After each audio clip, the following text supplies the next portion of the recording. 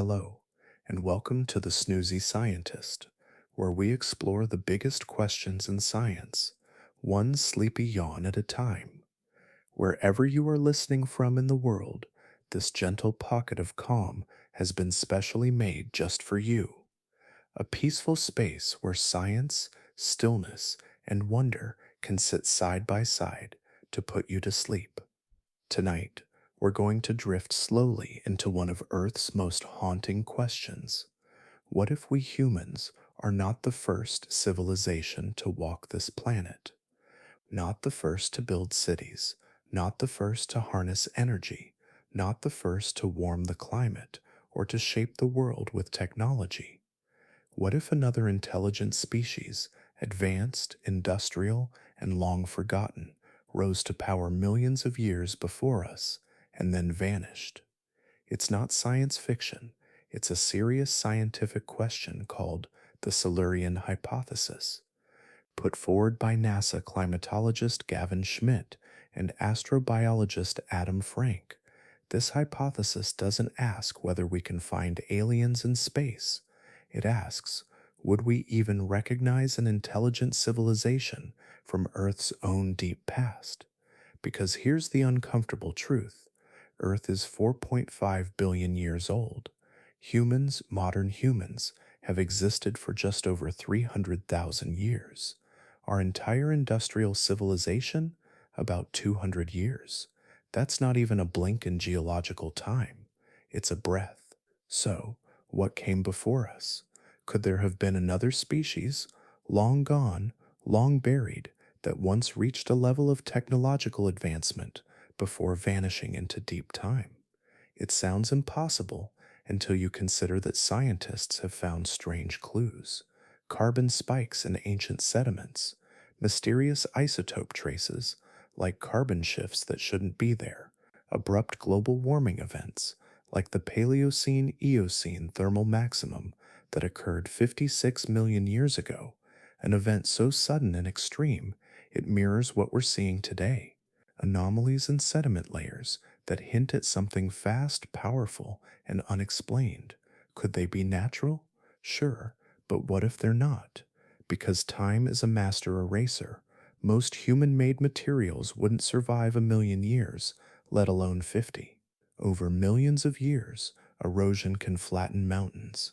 Plate tectonics can recycle Earth's crust, erasing entire continents over time. Oceans can rise and reclaim land. Even the grandest city, given enough time, turns to dust. So if something came before us, would we even know? And more hauntingly, if they vanished without a trace, could the same thing happen to us? Tonight, we'll explore that possibility with gentle curiosity and scientific care. We'll drift through deep time, geological puzzles, and quiet mysteries too big to ignore. But before we begin, if you enjoy calm, thoughtful science that makes you just a little bit wide-eyed, it would mean the world to me if you gave this video a gentle like and tap subscribe. It helps this small channel grow and tells the algorithm that sleep and science actually do get along quite nicely. And if you're listening from somewhere special, tell me in the comments where you are and what time it is right now. It's always beautiful to see how far across the world this little sleepy corner of science travels. Now let's begin. The idea that humans might not be Earth's first technological civilization is a question that stirs something deep within us. But in science, even the strangest questions can be approached carefully, not with wild speculation, but with structured thought. That's exactly what two scientists did when they introduced something now known as the Silurian Hypothesis. The name sounds mysterious, even a little science fiction-like, and in a way that's intentional. But the hypothesis itself is rooted in real science, proposed by two researchers who were not out to prove the existence of a lost species, but to ask a much more subtle and humbling question. If a previous industrial civilization had existed on Earth millions of years ago, would we actually be able to detect it today? The scientists behind this idea are Gavin Schmidt, a climate scientist and the director of NASA's Goddard Institute for Space Studies, and Adam Frank, an astrophysicist at the University of Rochester who specializes in the evolution of intelligent life. In 2018, the two published a paper that didn't claim another civilization had existed, but rather explored whether, geologically speaking, we would even know if one had. The paper wasn't written for conspiracy theorists. It wasn't about lost continents or secret histories. It was a scientific thought experiment, the kind of intellectual exercise scientists use to stretch their understanding and test the boundaries of their assumptions. What makes the Silurian hypothesis so compelling is that it asks us to step outside ourselves. We're used to thinking of humans as the pinnacle of Earth's history, the end result of billions of years of slow, patient evolution. But this hypothesis invites us to imagine that maybe we're not the first to rise, and that maybe Earth's long timeline has room for forgotten stories that ended long before ours began. The name Silurian Hypothesis might sound like something from a sci-fi novel, and in fact it kind of is. The term is a playful reference to an episode of Doctor Who, a long-running British science fiction series. In that show, the Silurians are an ancient race of intelligent, reptilian humanoids who lived on Earth before humans, went into hibernation, and later reawakened. Schmidt and Frank borrowed the name not because they believed in lizard people hiding underground, but as a nod to the idea of pre-human intelligence and to keep the conversation approachable and engaging. That light-hearted name, though, shouldn't fool anyone into thinking the idea isn't serious. The hypothesis is grounded in our understanding of geology, climate science, and planetary evolution. It raises thoughtful, testable questions about what kinds of signals, or technosignatures, as scientists call them, might remain in the geological record after millions of years. One of the key reasons the Silurian hypothesis is so fascinating is because of how difficult it would be to prove or disprove. Our industrial age has lasted for barely 2 centuries. In that time, we've altered the atmosphere, changed the chemistry of the oceans, and left behind plastics, concrete, radioactive elements, and synthetic compounds. But the Earth is not a museum. It's dynamic, constantly recycling itself through wind, water erosion, and plate tectonics. Most of what we've built will be gone in a few thousand years, and in a few million, it might be nearly impossible to detect. Schmidt and Frank weren't saying that a civilization definitely existed in the distant past. Instead, they approached the topic from the perspective of planetary science. If we're searching for life on other planets, especially intelligent life, we need to understand what kind of footprints civilizations leave behind, and for how long those footprints remain visible. Earth, in this case, becomes a kind of test subject. If we struggle to find traces of our own civilization in deep time, what hope do we have of identifying similar signs on planets light years away? This is what elevates the Silurian hypothesis beyond curiosity. It becomes a practical tool for expanding how we think about life, not just here, but everywhere. By turning the lens inward and looking at our own planet with a kind of archaeological detachment, we learn how hard it is to spot intelligence once it's gone. And that insight changes the way we look at distant planets, exoplanet atmospheres, and the search for long dead or dormant civilizations across the galaxy. The core idea is simple. If an industrial species had existed long before us, whether 10 million or 100 million years ago, the geological evidence of their existence might be nearly invisible to us now. Fossils degrade, structures crumble, atmospheric chemistry resets. Unless we're asking the right questions or looking in just the right places, we might never even think to suspect. That's why the Silurian hypothesis doesn't start with proof, it starts with a question, a humble, unsettling, and quietly revolutionary question. And like most good questions in science, it opens the door to more, ones we'll continue to explore as we follow the faint trails that may or may not have been left behind. Let's keep going. To understand the Silurian hypothesis and why it even matters, we need to zoom out far, far out to a scale that stretches beyond anything we normally think about. Because the idea that another civilization might have existed before us only becomes truly meaningful when you look at just how long Earth has been here and how little of that time we've actually occupied. The Earth is estimated to be about 4.5 billion years old. That number is so large, it almost stops feeling like a number at all. It's a stretch of time so vast, so ancient, that our entire recorded history, everything we know, everything we've built, everything we've ever been, doesn't even show up as a speck on that timeline. If we compress the entire history of Earth into a single calendar year, humans wouldn't appear until 11:59 p.m. on December 31st, and even then, only in the final few seconds. Long before us, long before mammals, even long before dinosaurs, Earth was already full of life. In fact, life is incredibly old. The earliest signs of it, tiny microscopic single-celled organisms, may have appeared as early as 3.5 to 4 billion years ago. For most of Earth's history, life was simple. No limbs, no eyes, no bones, just tiny organisms floating in oceans, growing, dividing, changing ever so slowly. But over time, something remarkable happened. Life began to evolve into more complex forms.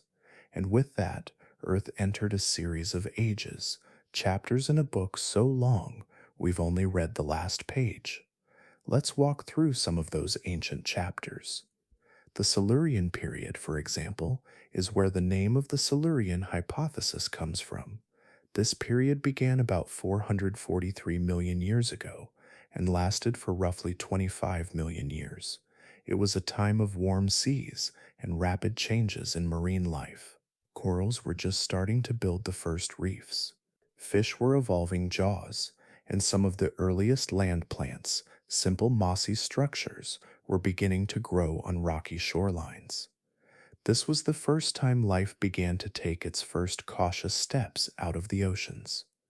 After the Silurian came the Devonian period, known as the Age of Fishes. It started about 419 million years ago and lasted for roughly 60 million years. During this time, fish diversified into many shapes and sizes. Some even developed lungs. It was also during the Devonian that the first forests began to appear, and the first insects took flight.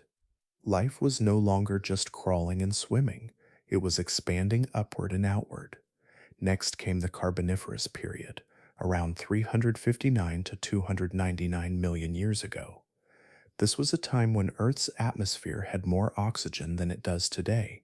Swamps covered much of the land, and giant ferns, horsetails, and towering trees formed massive forests.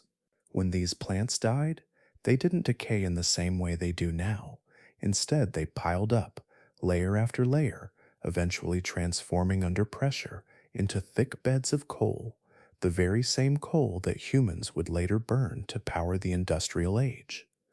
Then we come to the Permian period, from about 299 to 252 million years ago. This period was the end of a world. It was the last chapter of the Paleozoic era, and life was incredibly diverse, with early reptiles, amphibians, and a wide range of insects and plants filling the land and seas. But something catastrophic happened near the end. Over 90% of all marine species and a huge percentage of land species went extinct in what scientists now call the Great Dying. It was the most severe extinction event in Earth's history. The exact cause is still debated: massive volcanic eruptions, methane release, or maybe a combination of factors. But the result was the same: an almost complete reset of life on Earth.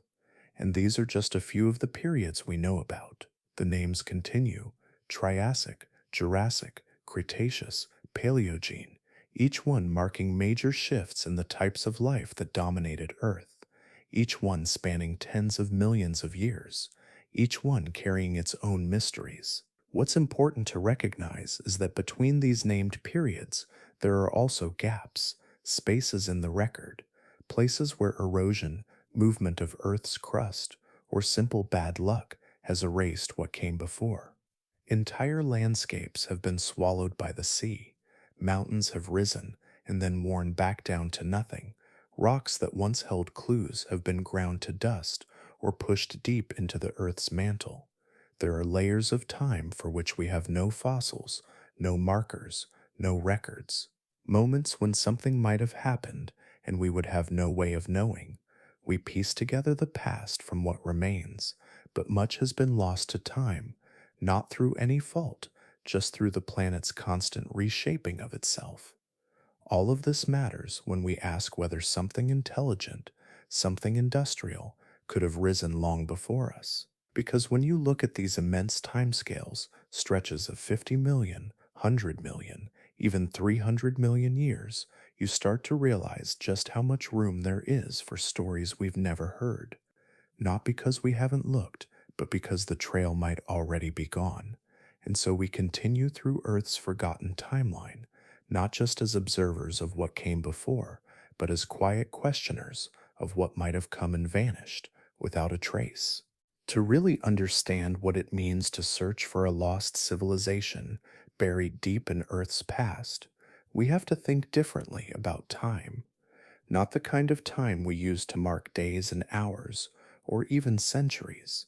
We have to think in terms of what scientists call geological time, an entirely different scale, almost impossible to grasp with a human mind. Because when we compare the short lifespan of our civilization to the deep rhythms of Earth's history, the difference is staggering. Imagine for a moment that the entire history of Earth was compressed into a single day, a full 24 hours. Life begins in the early morning, simple and microscopic. Hours pass. Complex life arrives in the evening. Dinosaurs don't appear until late at night. And modern humans? We show up just a few seconds before midnight. Not minutes, seconds. That's what deep time looks like.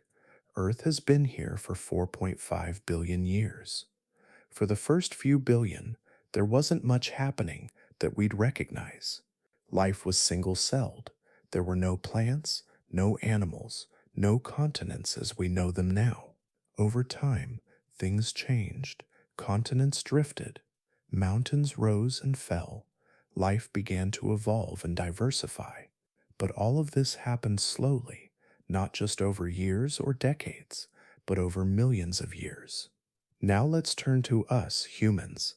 Our species, Homo sapiens, emerged around 300,000 years ago.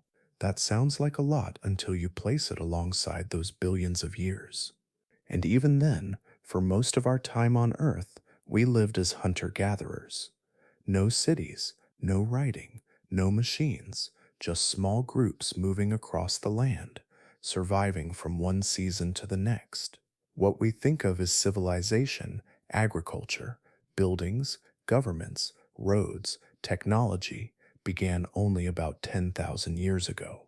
That's the blink of an eye on the geological scale. All of human history, every ancient empire, every invention, every war, every work of art has happened within that sliver of time. And it's not just that we've been here for a short time. It's that the marks we leave behind are fragile. We like to imagine that our cities are permanent, that our monuments will stand for ages. But the truth is, they won't. Concrete crumbles, steel rusts, wood rots, glass shatters. Given enough time, just a few thousand years, even the most impressive skyscrapers will collapse into dust. And in a few million years, most of what we've built will be gone. That's where the challenge begins. Because when scientists talk about finding evidence of past civilizations, whether ours or someone else's, they have to think in terms of what can survive for millions of years. And the list is very short. Fossils are rare. Even among all the species that have ever lived, only a tiny fraction have left behind bones that turn to stone. For a structure or object to fossilize, The conditions have to be just right. It needs to be buried quickly, away from air and microbes. It needs to avoid being destroyed by erosion, floods, earthquakes, and shifting tectonic plates. Then it needs to survive the grinding movements of the Earth's crust without being melted or crushed. And even if something does survive, it has to be discovered. We've only scratched the surface of our own planet. Most of Earth's crust lies deep underwater or under layers of rock and soil. Vast regions have never been explored in detail. There may be entire ancient worlds beneath our feet, but unless we look in just the right place, we'll never know they're there. That's what makes geological time so overwhelming. It's not just long, it's erasing. Time on this scale doesn't just pass. It grinds, buries, and transforms. Mountains become sand. Oceans swallow land. Volcanoes pour lava over valleys. Ice sheets scrape the earth clean. Over millions of years, even the strongest evidence can vanish. Consider how we study ancient life. For creatures like dinosaurs, which existed for over 150 million years, we've only found a tiny collection of fossils, scattered bones, footprints, the occasional skin impression, and they were biological. Their bones were already more likely to fossilize than anything artificial. Now imagine a species that lived, let's say, 50 million years ago. Even if they built cities, used technology, and shaped the world, their footprint would have to compete with the full force of deep time to survive, and there's no guarantee it would. And yet, this is exactly why the question is so compelling, because human civilization, for all its brilliance, is still incredibly new, and Earth is incredibly old.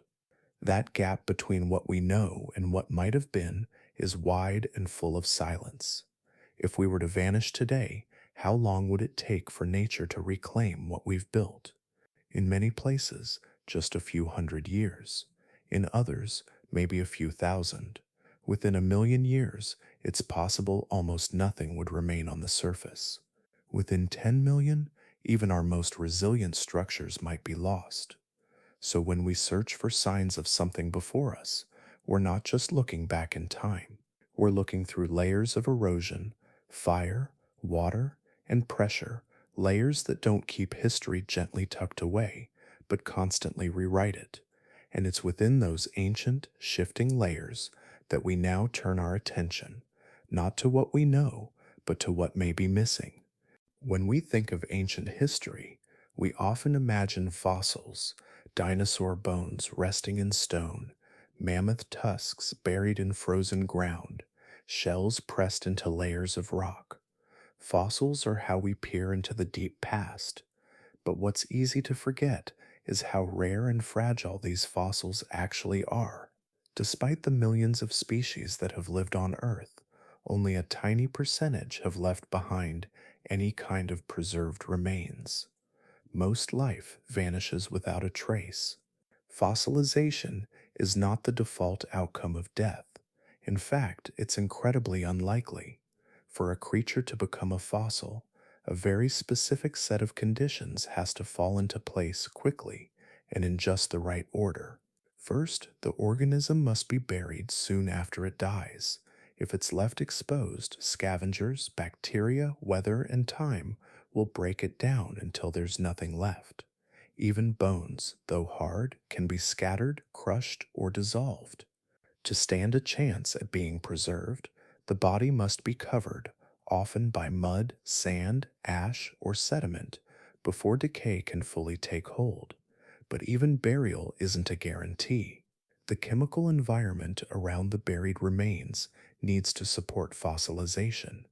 The right minerals must seep in and gradually replace the organic material, and that process alone can take thousands, sometimes millions of years. All the while, the Earth itself is moving, shifting, cracking, and reshaping its surface. This long, delicate process is why we find fossils in such specific places: ancient riverbeds, lake bottoms, ocean floors, or volcanic ash layers. These environments protect and preserve, at least for a while, but most living things never find themselves in those situations. They die on the surface, are eaten or rot, and disappear. Even in the best conditions, preservation is uneven. Soft tissues like skin, organs, and hair almost never survive. What we find are usually teeth, bones, and shells, the most durable parts. Now consider what that means for anything artificial: buildings, roads, machines, entire cities. The materials we use today, metal, concrete, plastic, are not designed for eternity. Many of them break down faster than bones. Iron rusts, steel corrodes, wood rots. Plastics can last a long time in landfills, but in geological terms, they're still temporary. Over millions of years, heat, pressure, water, and chemical reactions can reduce even our strongest materials to nothing more than dust or distorted traces. If we vanish tomorrow, some of our debris might survive for a time in deserts, sealed underground, or at the bottom of the ocean, but eventually Earth would reclaim it all. Floods would wash away the structures, winds would wear down the rubble, forests would grow over the ruins, and given enough time, even mountains wear down to plains. Imagine what would happen to a building, a bridge, or a car under that kind of constant change. One of the greatest forces working against preservation is sedimentation, the process by which particles settle and form layers over time. While it can help preserve things, especially in lakes or seas, it can also bury evidence so deeply that it's never found. An entire city could be entombed under hundreds of meters of sediment, compressed, distorted, and hidden from view. Without excavation or erosion exposing it again, we might never even know it's there. Then there's erosion, the constant wearing away of Earth's surface by wind, rain, ice, and waves. Erosion can destroy layers that once held valuable clues. It scrapes away rock, dissolves minerals, and moves sediment from one place to another. In some areas, entire ancient landscapes have been worn down to their foundations. If anything once existed there, fossils, tools, structures, erosion may have already wiped them clean. And beneath the surface, even greater forces are at work. Earth's crust is broken into massive plates that slowly move, collide, and sink beneath one another in a process known as plate tectonics. This movement reshapes continents, builds mountains, and causes earthquakes. But it also recycles the crust itself. When one plate sinks below another, the rocks it carries and anything trapped within them can be pulled deep into the mantle, melted by heat, and erased entirely. That means entire regions of Earth's history are not just buried, they're gone. This relentless cycle of deposition, erosion, and tectonic movement is what makes Earth both a creator and a destroyer of memory. It builds new layers while erasing old ones. And over the course of millions of years, it becomes harder and harder to find clear, unbroken records of what came before. We often picture fossils as abundant and permanent, but the truth is, they're fragile, rare, and unevenly distributed. They survive by chance more than design. And when it comes to artificial objects, the kind a civilization might leave behind, their chances are even slimmer. Without the right protection, the clues don't last. So, as we continue exploring the question of whether something intelligent may have come before us, we're not just asking if it happened, we're asking if it could have left anything behind that Earth wouldn't quietly erase. If we were to search the Earth's vast and ancient layers for a sign, not of life, but of intelligent life, where would we even begin to look? The answer isn't simple. After millions of years, cities crumble, metals corrode, plastics degrade, and everything we associate with civilization slowly disappears beneath the weight of time. But some signatures, though indirect, might linger. Faint, scientific echoes of industry, chemical fingerprints buried in stone, Imagine peeling back the layers of Earth like pages in a book, each one holding stories written in sediment and molecules.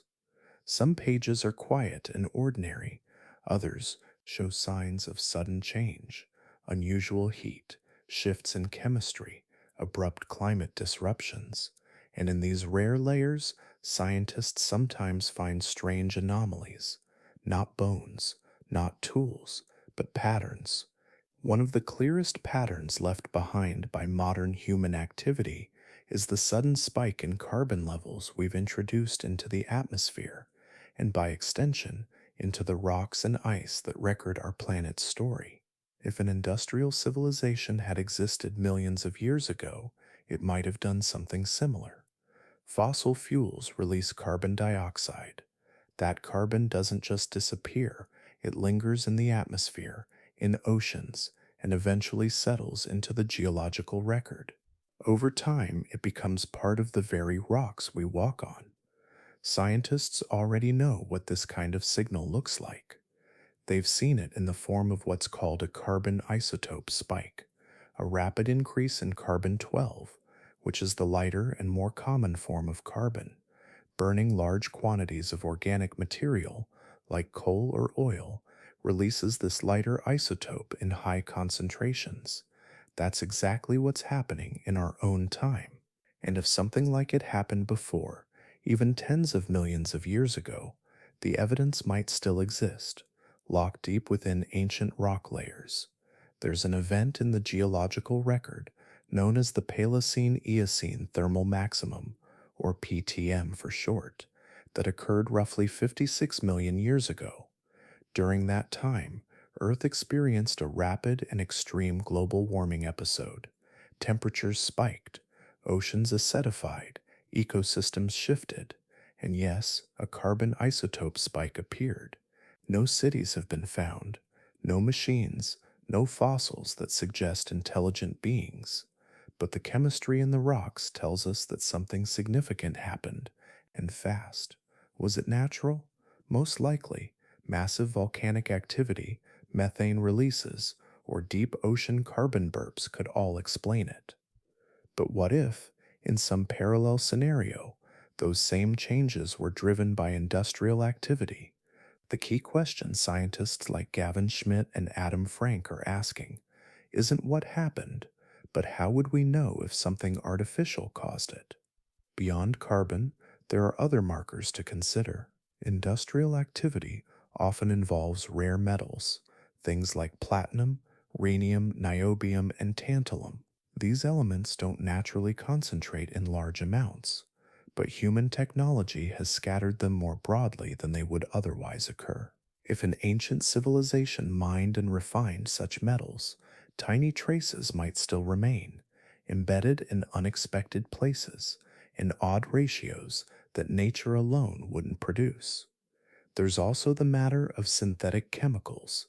In our age, plastics, pesticides, and pharmaceuticals have found their way into every environment: rivers, soil, oceans, even the atmosphere. Most of them won't survive deep time, but some breakdown products might. Certain compounds degrade slowly, and a few could be preserved under just the right conditions. In theory, a geologist millions of years from now might stumble upon a thin layer of sediment with an unusual chemical signature, one that hints at complex manufacturing. And then there are radioisotopes. Nuclear activity leaves behind very specific fingerprints, isotopes with half-lives of thousands, even millions of years. If a past civilization developed nuclear power or experienced nuclear war, some of those isotopes could still be detectable, though buried deep and difficult to find. These would be unmistakable in their origin, since nature doesn't usually produce such concentrated forms. Even more subtle clues might exist in the structure of the sediment itself. If large-scale agriculture or deforestation occurred in the distant past, erosion patterns and soil chemistry could reflect that. If massive dams were built, river sediments might suddenly vanish in one layer and reappear in another. If mining or drilling altered entire regions, The disruptions could show up in core samples pulled from ancient seabeds. The challenge, of course, is that Earth is noisy. Natural events from asteroid impacts to massive volcanic eruptions can mimic many of these signals. A carbon spike might mean burning forests. Metal concentrations could result from natural ore deposits. A strange chemical profile might come from an ancient algae bloom. Separating the artificial from the natural requires careful detective work and a willingness to ask questions that once seemed absurd.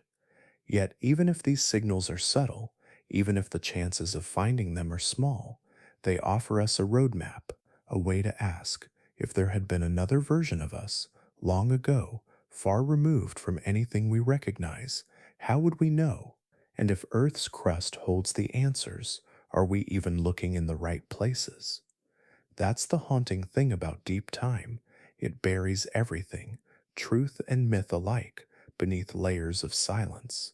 If we could cut deep into Earth's crust like slicing through the layers of an ancient cake, we'd find records of moments when the world shifted. Not just slowly, but violently, rapidly, almost as if something big had forced nature to lurch. One of the most dramatic examples of this sits buried in a thin, strange stripe of rock from 56 million years ago, a layer so telling it has its own name, the Paleocene-Eocene Thermal Maximum, or PETM. This wasn't a gradual change. In the blink of a geological eye, over perhaps just a few thousand years, global temperatures suddenly shot upward. The oceans warmed. The Arctic lost its chill. Tropical conditions spread across much of the planet, and animals scrambled to adapt. Some vanished, others shrank in size. Rainfall patterns shifted. Sea levels climbed. It was, by all accounts, a planetary fever. The strange part is what seems to have caused it. When scientists examine the rocks and sediments from that time, they find something unmistakable, a sharp spike in carbon, specifically, a sudden and massive release of carbon into the atmosphere and oceans. This isn't the slow, steady breathing of volcanic cycles. It's more like a deep gasp, a rush, the kind of carbon signature that in today's world comes from burning enormous amounts of fossil fuels. But here's the problem. There were no humans back then, no coal plants, no machines, no highways or smokestacks. So what caused the spike? Some scientists believe it was methane, locked away in the seafloor in the form of methane hydrates, icy structures that trap gas. These volatile compounds may have suddenly destabilized. Warmer ocean temperatures could have triggered a release. Once the methane bubbled into the atmosphere, it acted like a turbocharged greenhouse gas, heating the planet even further and unleashing a feedback loop of warming. Others point to volcanic activity. Enormous lava flows in what's now the North Atlantic may have baked organic-rich rocks, releasing vast stores of carbon dioxide. This volcanic cooking could have produced just the right chemical storm to mimic the signature we see in the rocks, and yet the speed and scale of the event still puzzle many researchers because the spike looks eerily similar to what we're seeing now. Carbon levels rising, oceans warming, ecosystems straining, and all happening rapidly, too rapidly for nature to adjust in its usual rhythms. This is where the Silurian hypothesis whispers in the background. If an industrial civilization, not human, but intelligent in its own way, had existed during or before this time, would its carbon emissions look any different in the rock record? Let's imagine, just for a moment, that such a civilization had developed during the Paleocene. Maybe it never built skyscrapers. Maybe it never sent signals into space. But what if it learned to mine, to burn, to harness energy in a way that left its mark in chemistry, not architecture? We wouldn't expect fossils, not of machines or roads. We wouldn't expect cities to remain. But a sudden anomalous surge of carbon, a mysterious global warming event, that at least is measurable. The PTM lasted for about 200,000 years. That sounds long to us, longer than all of human civilization combined. But in geological terms, it's still just a brief flare. During that time, the carbon cycle destabilized, ocean acidity rose, and marine life suffered mass die-offs in deep water zones. It took Earth hundreds of thousands of years to recover. Carbon levels slowly dropped, temperatures cooled, ecosystems adapted once more. It left behind no tools, no writing, no structures, just chemistry. And now, 56 million years later, we're watching similar changes unfold, only faster. Carbon is rising again, ocean temperatures are increasing, coral reefs are bleaching, polar ice is vanishing, and once again, it's all happening in the blink of an eye. The comparison isn't perfect. Nothing in Earth's history matches the scale and speed of our modern industrial impact. But the PTM is close, uncomfortably close. It's the best ancient mirror we have. What makes this moment even more curious is that the PTM doesn't stand alone. Earth's deep past is dotted with strange pulses, other thermal maximums, abrupt carbon shifts, sudden extinctions, some with clear explanations, some still shrouded in uncertainty. And if we accept that deep time can erase almost everything except chemistry, then what remains, these subtle signals, these isotopic oddities, become our only clues. A geochemical breadcrumb trail scattered across continents and ocean floors. This is why the PTM matters. Not just because it was hot, not just because it changed the world, but because it shows us how a powerful force, whether natural or not, can leave a fingerprint, one we're still able to see long after the hand that made it is gone. Beneath our feet, the earth holds a memory written not in words or images, but in layers. Each layer of rock, each ripple of sediment, each tiny shift in mineral makeup is like a page in a book that spans billions of years. And occasionally, those pages show something odd, something out of place, something that doesn't quite fit the rhythm of the planet's usual story. Geologists call them anomalous layers.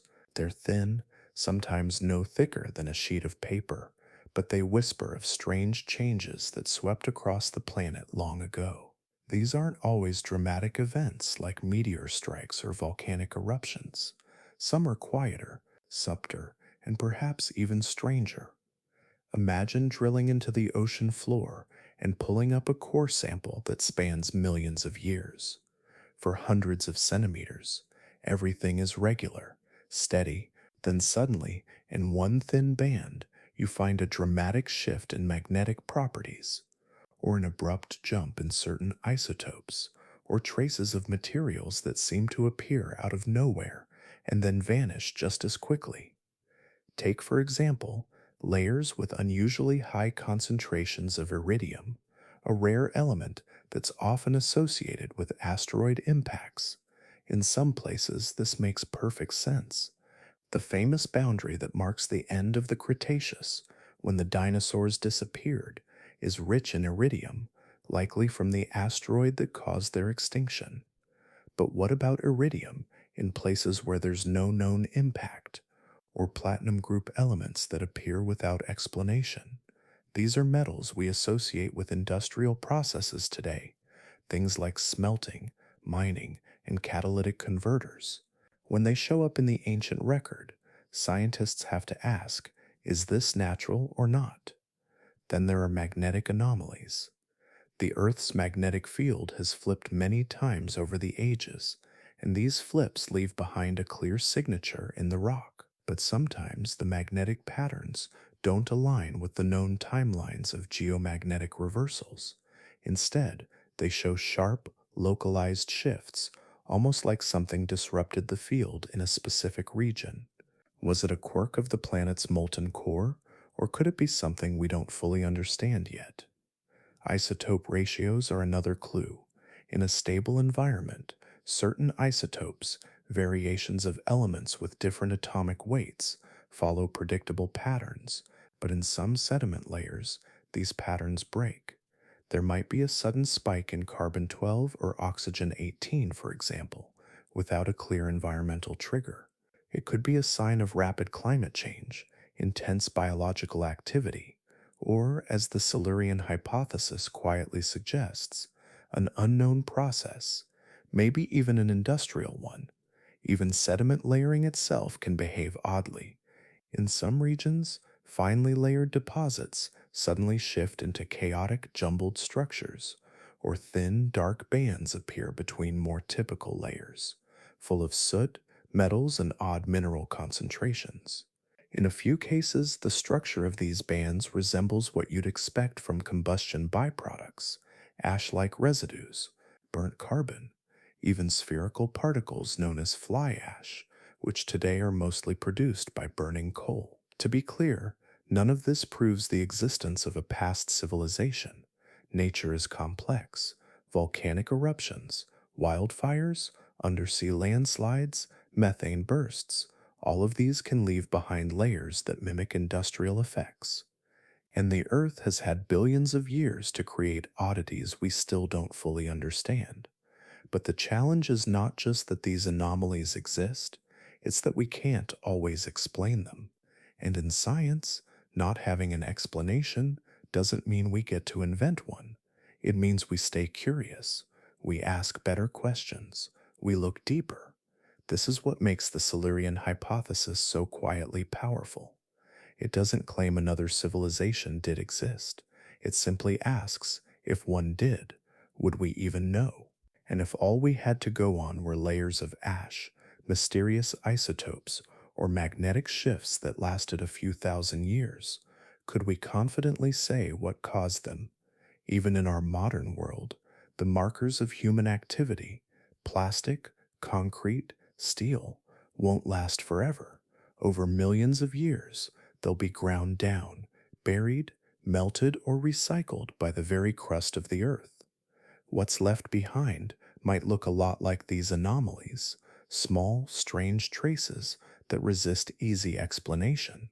And if some future geologist, millions of years from now, were to stumble upon our own layer, compressed beneath layers of rock and time, would they wonder the same thing? Not every anomaly has a secret, but sometimes the question is the story, and the earth, in its deep silence, may still be holding on to answers we've only just begun to learn how to hear. If we were to vanish tomorrow, what would we leave behind? What evidence of our civilization would persist long after the last building crumbled, the last light flickered out, and the last word was spoken? Some might point to our buildings or monuments, but stone erodes and steel rusts. Others might say our satellites or space probes, and perhaps those will orbit quietly for some time. But for earthbound clues, there's one material more persistent, more widespread, and more likely to remain than nearly anything else we've ever created: plastic. Plastic is, in many ways, the fingerprint of modern humanity. It's everywhere, from the deepest trenches of the ocean to the icy layers of the Arctic, from the interiors of animals to the air we breathe. We've woven it into the fabric of the modern world, and because of its chemical structure, long chains of synthetic polymers, it resists decay.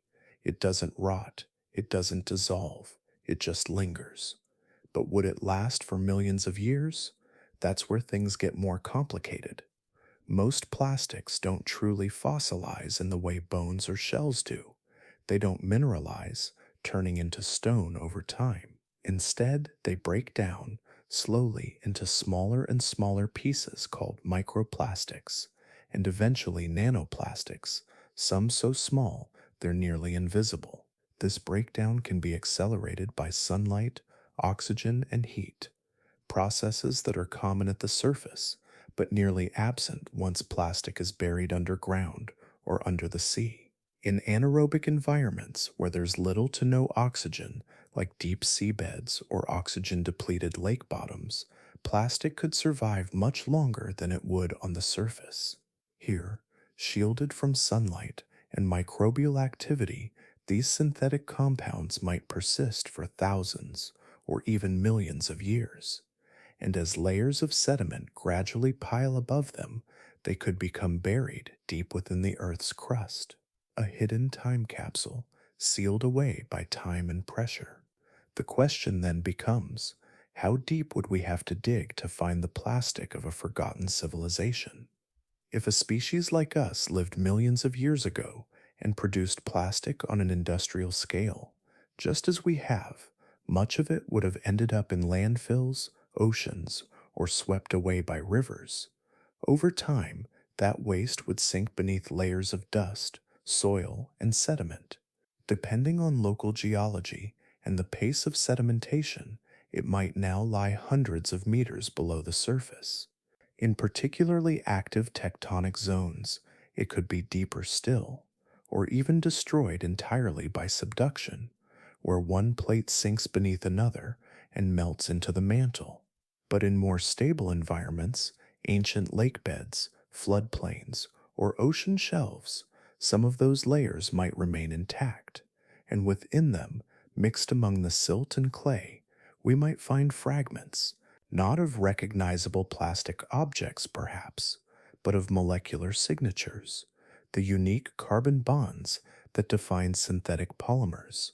In fact, scientists today are already beginning to detect these molecular fossils. In certain marine sediments, researchers have found microscopic traces of synthetic compounds, not just plastic, but persistent organic pollutants like PCBs, dioxins, and flame retardants. These compounds are chemically stable and don't occur naturally, which means they act like timestamps, silent markers that say something industrial happened here. What's fascinating and eerie is imagining these kinds of markers embedded in older layers of rock, not from our time, but from millions of years ago. What if we found microplastic like particles in a layer dated to the Eocene, or a concentration of synthetic compounds buried deep within the Carboniferous? Would we recognize them for what they were, or dismiss them as oddities, contamination, or analytical error? It's possible that even the shape of sediment grains could offer clues. Some human made particles, like fibers from synthetic fabrics, have unique geometries. If preserved, these could act like tiny fossils, not of living things, but of human industry.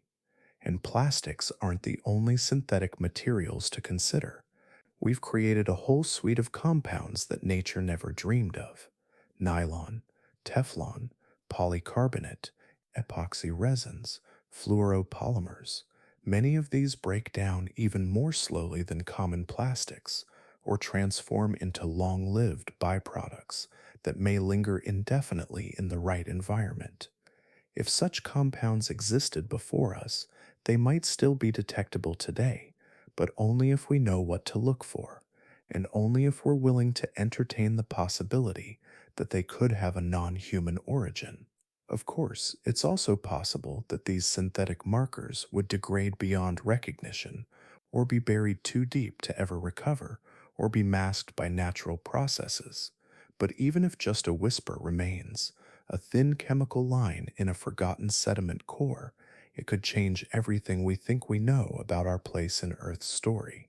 And as we continue to examine our own impact on the geological record, we may be writing clues for someone else far in the future to one day uncover, clues that whisper of a time when beings shaped the world with synthetic matter and left behind shadows in the stone.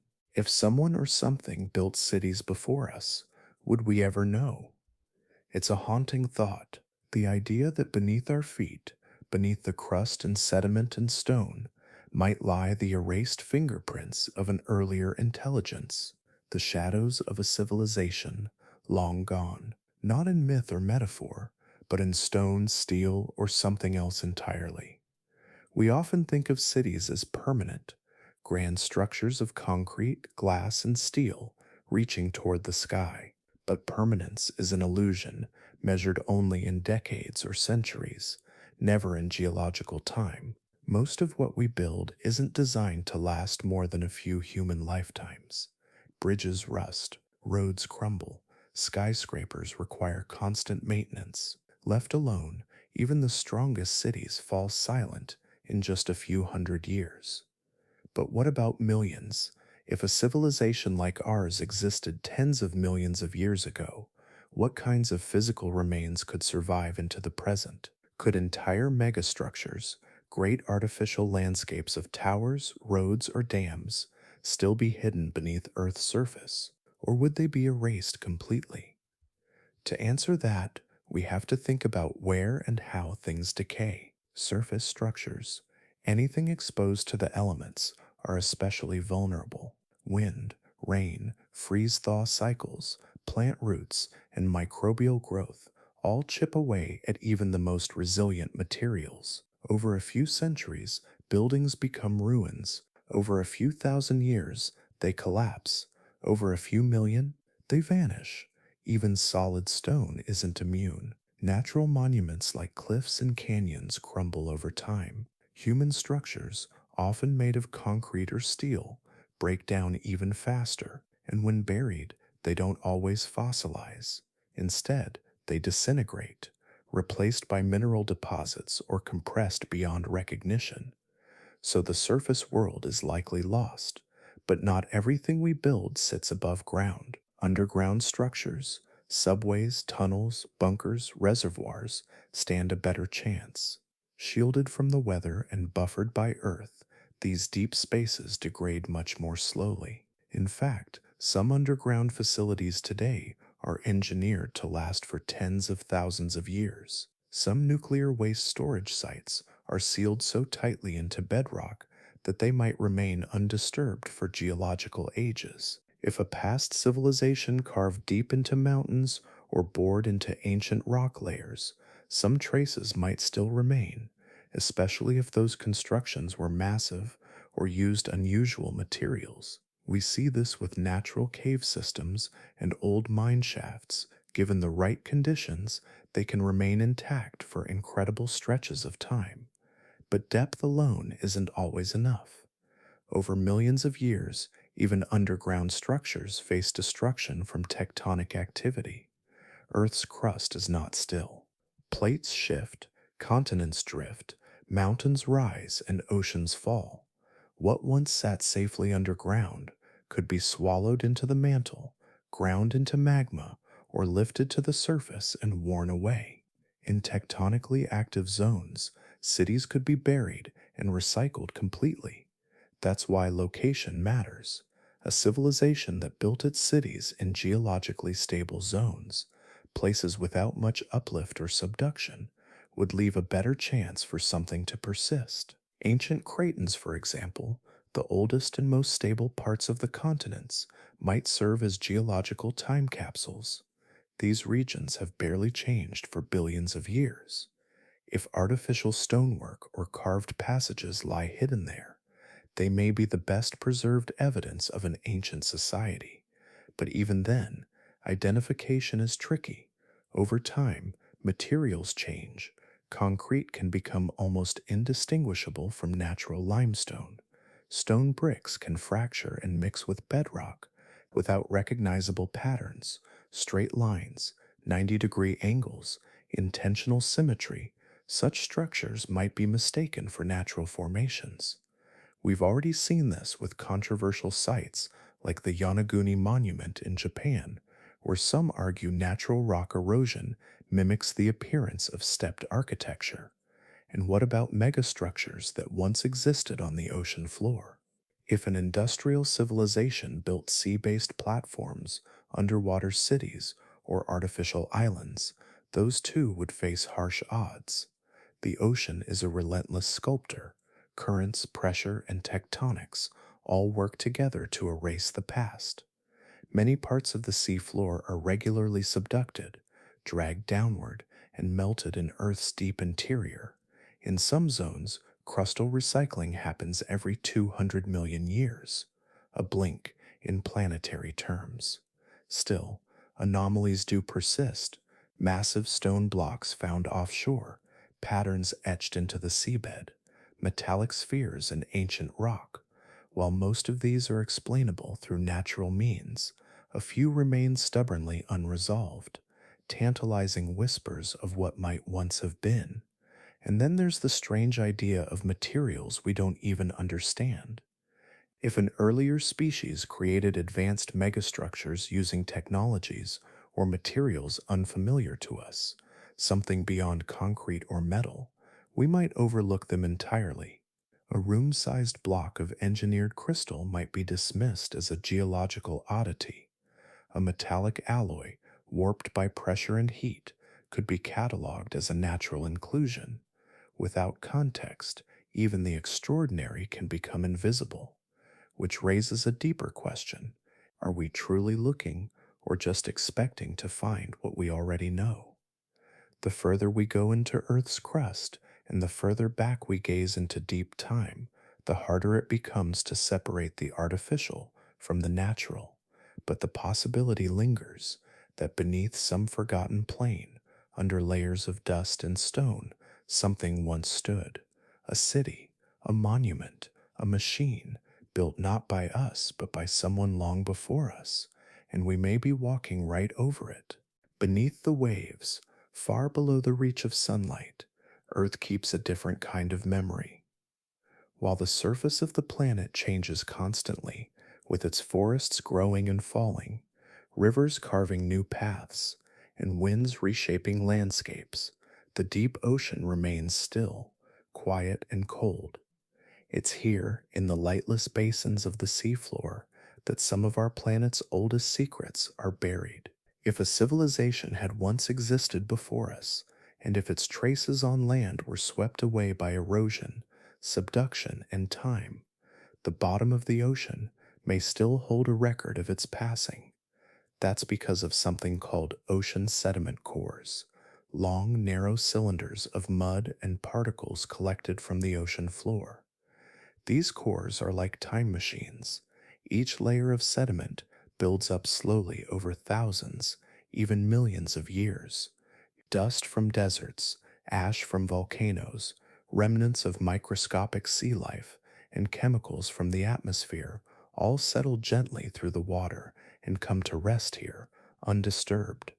Bit by bit, they stack into a quiet geological archive. Scientists study these layers to understand Earth's deep history, ancient temperatures, ocean chemistry, atmospheric gases, and even magnetic field reversals.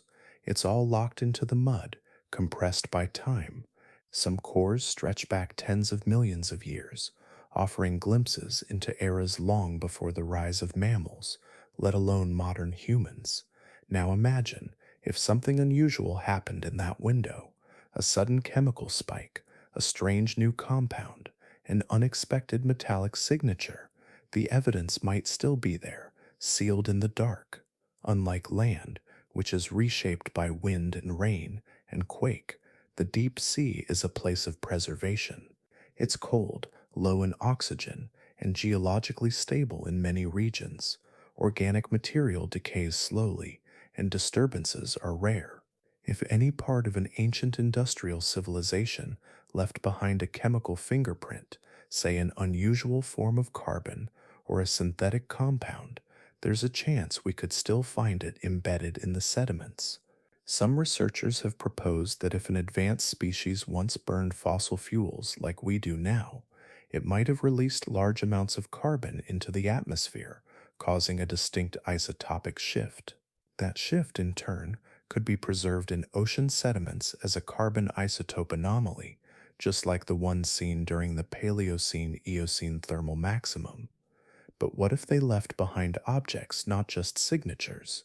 That's where the subsurface becomes even more intriguing. Earth's crust is full of places we've barely explored, vast underground networks, deep rock layers, and cavernous voids that lie well beyond the reach of daylight, and often even beyond our drilling tools.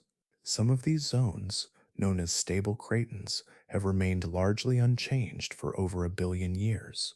Others are ancient seabeds now buried beneath layers of volcanic or sedimentary rock. If a past civilization had any reason to build downward, perhaps for shelter, stability, or preservation, Parts of those structures might still exist today, carved into stone, sealed in airless chambers, or protected by overlying rock. Their remnants could survive long after the builders were gone. The challenge, of course, is access. We've explored only a tiny fraction of the Earth's subsurface. Most deep drilling projects go down a few kilometers at most. Even oil wells, which reach further than most human endeavors, barely scratch the surface of the full geological column. Beyond that, pressure rises, temperatures climb, and costs soar. And yet, beneath our feet lies an ancient archive, just as rich and in some ways more permanent than anything on the surface. In fact, we already know that microbial life exists kilometers underground. Bacteria have been found in rock pores, living off chemical reactions instead of sunlight. This deep biosphere is vast, mysterious, and still poorly understood. If life can persist here for millions of years, perhaps evidence of intelligence can too. Some scientists have even speculated about mineral anomalies or structural oddities, unusual rock formations that might have artificial origins. A perfectly spherical cavity inside solid granite, a long regular tunnel pattern in an otherwise natural formation. These features are rare and often dismissed as natural quirks. But in the context of the Silurian hypothesis, they invite a second glance. And then there are the deep ocean trenches, places like the Mariana Trench, which plunge more than 11 kilometers beneath the sea. These trenches are some of the least explored regions on Earth. Their pressure and depth make them nearly impossible to study in detail. If debris from a long-lost civilization had sunk to the bottom, it might be hidden beneath kilometers of sludge and sediment, waiting silently. The ocean and the underground together form a kind of blind spot in our understanding of Earth's past. We've mapped the surface of Mars in greater detail than our own seafloor. We know more about the moon's top layer than we do about the bedrock beneath our feet. Yet it's within these hidden realms, the abyssal plains and forgotten bedrock, that the deepest traces of a civilization might remain, quiet, sealed away, and slowly aging in the cold stillness of Earth's memory. Every few 100 million years, Earth seems to pause and then begin again. The story of life on this planet hasn't been a gentle upward climb. It's been chaotic, fragile, and often violently reset. At least 5 times in Earth's long history, something happened, something so massive, so catastrophic, that it wiped out most of the life on the planet in a geological instant. These are known as the Big Five mass extinctions, and each one reshaped the world so thoroughly it's hard to imagine the planet before the event. The most famous, of course, is the Cretaceous Paleogene extinction about 66 million years ago. That's the one that ended the reign of the dinosaurs, most likely triggered by an asteroid impact, followed by global fires, acid rain, and years of darkness. But that's just the latest chapter. There were others, deeper ones, stranger ones, like the Permian-Triassic extinction, sometimes called the Great Dying. It happened around 252 million years ago, and it was the most severe extinction event Earth has ever known. Nearly 96% of all marine species vanished. More than 70% of land vertebrates disappeared. Whole ecosystems collapsed. Coral reefs, forests, insects, fish, gone. Even the basic structure of food chains broke apart. Life on Earth didn't just stumble, it almost scientists still debate what caused this apocalyptic event. Some blame volcanic activity, the Siberian traps in particular, a vast region of lava flows that erupted for nearly 1 million years. These eruptions would have released huge amounts of carbon dioxide, triggering ocean acidification, climate change, and oxygen depletion in the seas. Other researchers propose a sudden release of methane clathrates, frozen gas pockets buried under the sea floor, which could have supercharged warming and suffocated marine life. But here's the strange thing. When we look closely at the data, some of the changes happen incredibly fast. In geological terms, we're talking about tens of thousands of years, maybe less. And the carbon isotope spikes, those chemical fingerprints of rapid carbon input, look eerily familiar. Some scientists have even compared them to the carbon changes we're seeing in the present day. It raises an uncomfortable question. What if one of these mass extinctions, perhaps even the Great Dying itself, was not entirely natural? What if, buried inside the soot and sediment of that ancient catastrophe, is the faint trace of collapse, not of ecosystems alone, but of something that built them, shaped them, altered them in ways we no longer understand? If a past civilization existed, as the Silurian hypothesis suggests, then one way it might vanish is not through slow decline, but through disaster, a rapid unraveling, maybe even one of its own making. Industrial scale warming, unchecked carbon emissions, environmental collapse, global wars, or something stranger still. It wouldn't need to leave cities behind. It wouldn't need to leave writing, or tools, or architecture. It could simply leave behind a signature, a sharp spike in the chemical story of Earth, a sudden bloom of CO2, a die-off of species, a silence. And if that signature looked similar to natural events, how would we tell the difference? We often assume mass extinctions are natural by default, volcanoes, asteroids, plate shifts. But what if one of them isn't?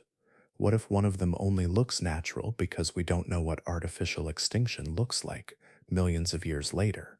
Even now, some scientists are studying the subtle chemical layering around the Permian-Triassic boundary, noting irregularities, spikes in certain metals, changes in the structure of sediments, disruptions that don't fit the patterns of simple volcanic activity. These might have natural explanations, or they might be the echo of something else, something that lived, built, burned, and vanished. And then, just like that, Earth reset. After the Permian extinction, new species emerged. Dinosaurs eventually took the stage. Life rebuilt itself, molecule by molecule. It always does. That's one of Earth's most remarkable traits, its ability to recover, to regrow, to reinvent. But recovery doesn't mean remembrance. If something came before us, some earlier intelligence, some forgotten civilization, then mass extinction would be the perfect eraser. A collapse so thorough, it leaves no ruins, no bones, just heat, ash, and a new beginning. And it wouldn't take 5 extinctions to hide their presence, just one would do. So when we look at these ancient resets, these abrupt turning points in life's story, it's worth asking not just what caused them, but who might have witnessed them or even triggered them. Because the fossil record tells us what died, it rarely tells us why. When scientists study ancient climates, they aren't just reading numbers, they're listening to the Earth's memory. That memory is buried in ice cores, ocean sediment, and the delicate chemistry of rock layers. Like a diary written in temperature, carbon, and ash, these records stretch back hundreds of millions of years, showing us how Earth has breathed in and out through warm phases and ice ages, droughts and floods, chaos and calm. And most of the time, it all follows a rhythm. Volcanic activity releases carbon dioxide, and the planet warms. Tectonic shifts change ocean currents, and weather patterns move. Even asteroid strikes, though rare, leave their fingerprint, abrupt layers of iridium, sudden die-offs, darkness followed by light. But sometimes Earth's diary stutters. Sometimes the changes come too quickly, too sharply, too unexplainably. There are chapters in our planet's climate story where the numbers spike hard and fast, where greenhouse gases soar, where global temperatures rise not gradually, but in sudden jolts. And yet when scientists go looking for the usual culprits, volcanoes, impact craters, shifting sun cycles, they come back empty-handed. One of these strange periods happened about 56 million years ago during the Paleocene-Eocene Thermal Maximum, an event we've already passed through in our journey. But it's not alone. There are other spikes scattered across deep time that also raise eyebrows. Take the mid-Miocene climatic optimum, around 15 million years ago. Earth's temperature rose by 3 to 6 degrees Celsius in a relatively short span. Ice caps shrank, oceans expanded, tropical zones crept toward the poles. But what caused this warming?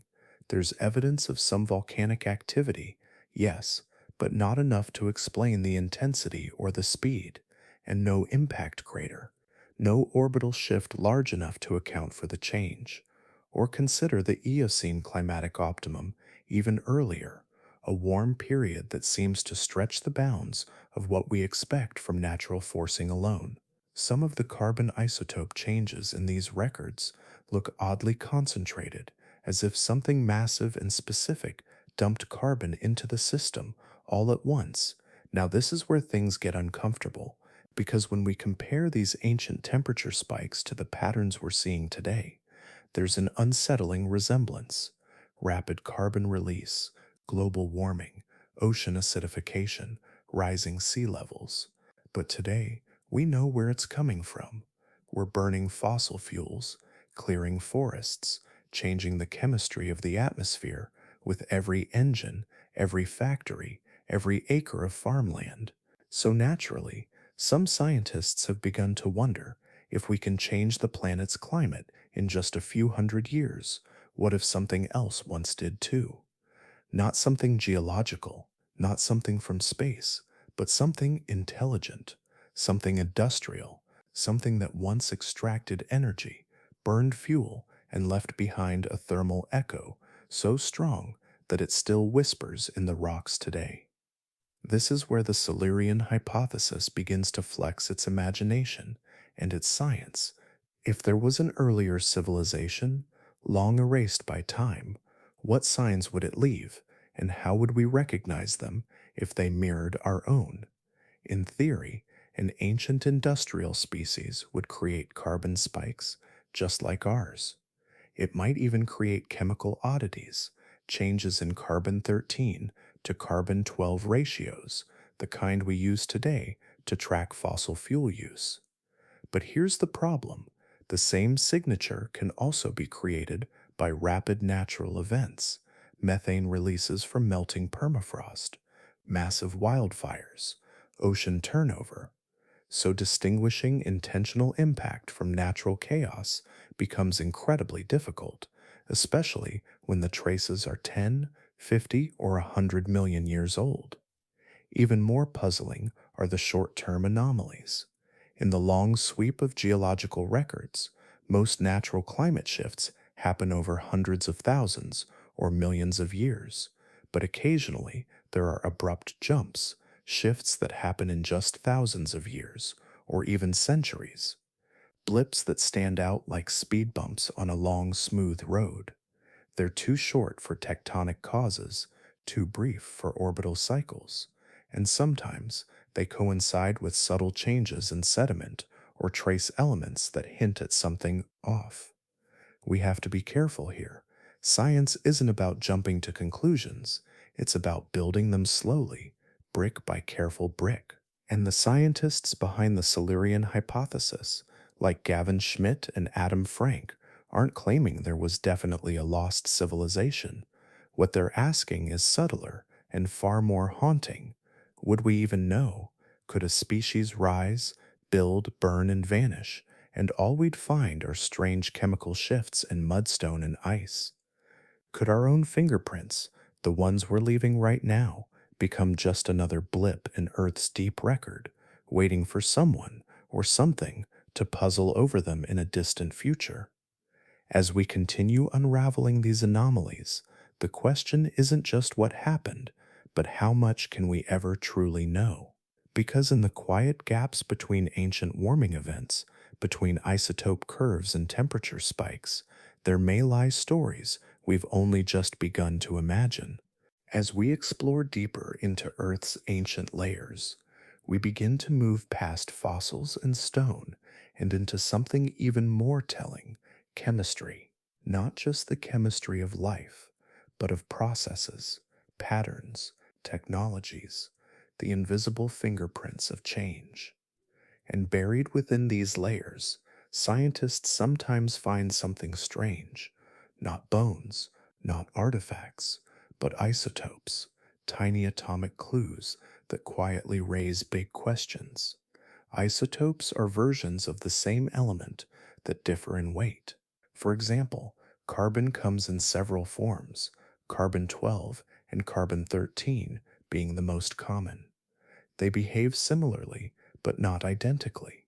And that difference, tiny as it is, turns out to be incredibly revealing. Plants, for instance, prefer to take in carbon 12 during photosynthesis. So when life is involved, the ratio between carbon 12 and carbon 13 can shift, leaving a chemical trail in the sediments. Now, here's where things get interesting. During periods of rapid climate change in the distant past, like the Paleocene-Eocene Thermal Maximum, which we've already gently drifted through, we see these ratios shift dramatically. Carbon 12 spikes, it floods the record. That's exactly the kind of signature we'd expect if a vast amount of organic carbon, like methane or fossil fuels, was suddenly released into the atmosphere. And while there are natural explanations, like massive volcanic activity or the melting of frozen methane under the sea, they don't always fully explain the sharpness or scale of the change. Which brings us back to a haunting possibility. Could these chemical fingerprints also be the residue of industry? If an ancient civilization had burned fossil fuels the way we do, if it had mined, smelted, and processed carbon rich resources, it might leave behind a similar isotopic signal, a silent chemical echo of an age long gone. And the deeper scientists look into these ratios, the more they begin to ask not what the Earth was doing, but who or what might have been shaping it. But carbon isn't the only element whispering from the past. Some researchers have turned their attention to metal isotopes, unusual concentrations of things like platinum, iridium, or even rare earth elements. These metals don't just appear in large quantities without a reason. In some cases, they're associated with asteroid impacts, in others, volcanic eruptions, but there are instances where their presence feels out of place, concentrated, isolated, almost like waste from a process rather than a natural deposit. And then there are the truly odd findings, elements that shouldn't be there at all, compounds that, as far as we know, don't form in nature, synthetic materials, or at least chemicals that suggest artificial origins. Some modern compounds, for example, are entirely human made. Plastics, pesticides, certain refrigerants, and industrial chemicals like PCBs. If a previous civilization had developed complex chemistry, even briefly, it's possible, just possible, that faint traces of their work could linger in the sediment, sealed beneath rock, compressed by time. The challenge is that these signs, if they exist, wouldn't be easy to distinguish. Many industrial byproducts resemble natural forms. Some decay quickly, others sink to places we haven't yet looked. And Earth, as we know, is a master at hiding its history. Even in our own time, the signs of our presence are beginning to be buried. Landfills collapse, buildings crumble, roads and factories are already being swallowed by nature. It would only take a few thousand years of erosion, vegetation, and shifting ground to erase most visible signs of us. A few million? Nearly total silence. That's why isotope studies are so valuable. They don't rely on surviving cities or tools. They look for subtler changes, shifts in atomic ratios, residues of combustion, concentrations that hint at mining, smelting, energy production. Because even if an ancient civilization left no monuments, no texts, and no fossils, it may have left behind its chemistry, altered traces in the very bones of the Earth. Scientists are now using these clues to build a clearer picture of Earth's deep past. They drill into ocean floors, extract cores from ancient lakes, and run chemical tests on rocks older than humanity itself. What they find is often ambiguous, which is exactly why the Silurian hypothesis exists in the first place. It's not that we've found definitive proof of a lost civilization. It's that we've found just enough oddity to wonder if we might someday. So the search continues, not with shovels and brushes, but with mass spectrometers and isotope scanners.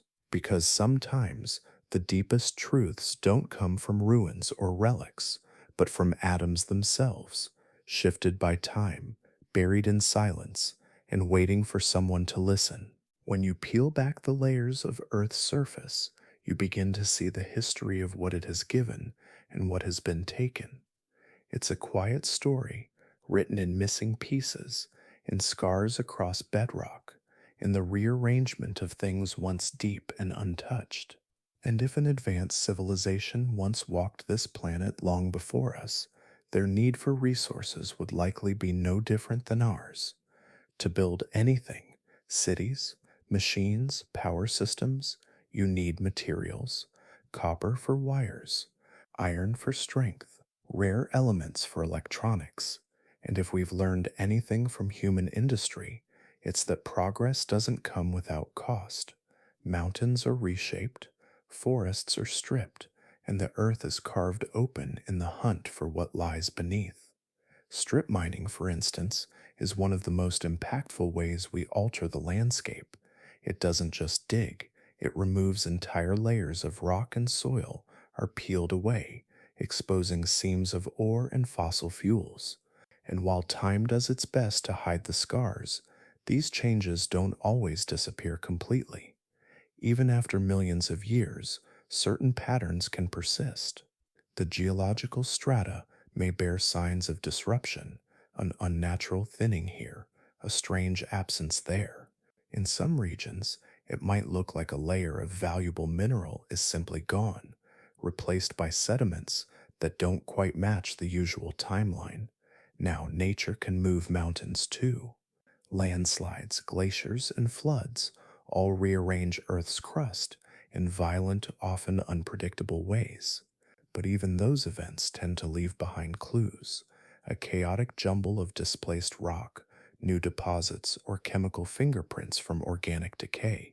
Strip mining, on the other hand, is organized, selective. It focuses on specific layers, and if done on a large enough scale, that selectivity might be detectable to geologists today. But it's subtle. We're not talking about stumbling upon giant empty caves or metal tools buried in clay. Instead, scientists might notice something stranger, a stretch of earth that should contain a particular mineral based on surrounding geology, but doesn't. And if that mineral just happens to be something useful, like nickel, lithium, or cobalt, it raises an eyebrow. Did a natural process strip it away, or was it removed deliberately a long time ago? This brings us to the idea of unnatural absences, not evidence of construction, but of extraction, missing ores, thin seams, elemental profiles that feel hollow in the places where they should be dense. If intelligent beings once existed before us, their industries might not leave buildings, but they might leave gaps, voids where something used to be, resources that, geologically speaking, should still be there unless someone or something took them. But even then, proving intention is difficult.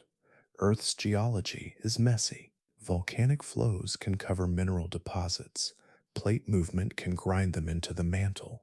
Ancient oceans can deposit or erode sediments in odd ways, and the deeper you go, the more compressed and transformed the evidence becomes.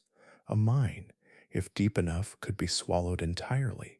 Its walls would crumble, its shafts would collapse, its very memory could vanish beneath molten rock or shifting crust. Yet there are hints worth paying attention to.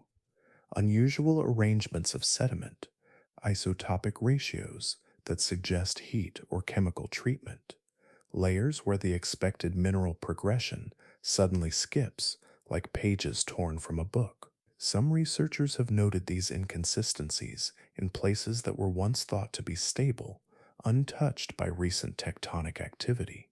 Could they be remnants of something long gone? Perhaps. Or perhaps they're just anomalies, outliers in an Earth that loves to surprise us. Still, if a past civilization truly mined the Earth, the effects wouldn't stop at what they took. It would ripple outward. River patterns could shift.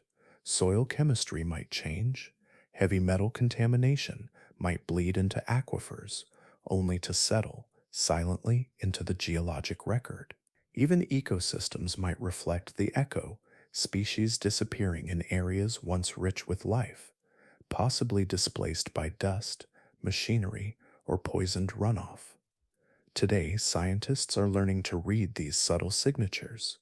They dig through core samples from ancient seabeds and run simulations on planetary resource depletion. And while the puzzle remains unsolved, the very act of searching forces a new kind of awareness. That absence, too, can speak. That silence can carry meaning. Because if we ever hope to recognize another intelligence buried deep beneath the weight of time, we must first understand what intelligence removes, what it leaves behind, not in monuments or messages, but in missing stones, empty veins, and the quiet scars of extraction etched into the bones of the earth. Sometimes the most unsettling questions come from the objects that shouldn't exist. Throughout history, archaeologists and explorers have unearthed artifacts that seem just a little too clever, a little too advanced for the time they came from. They sit in museums, tucked behind glass, or buried in the backs of old research journals, raising eyebrows and stirring quiet whispers of doubt. Were these just clever accidents of ancient innovation, or do they hint at something deeper, older, and perhaps forgotten? Take the Antikythera mechanism, discovered in 1901 in a Roman-era shipwreck off the coast of Greece. It looked like a rusted lump of bronze at first, but when scientists studied it more closely, especially with modern X-rays, they found something extraordinary. Inside were a series of interlocking gears, intricate dials, and rotating wheels. It wasn't just an old gadget, it was a mechanical computer over 2,000 years old. The device could track the movements of the sun, moon, and planets. It could predict eclipses. It modeled complex astronomical cycles with a level of precision that until its discovery was thought impossible for its time. For decades, historians believed no such technology could have existed in the ancient world until at least the 14th century. Yet here it was, built centuries before the fall of Rome. Now, to be clear, the Antikythera mechanism is not proof of a lost prehistoric civilization.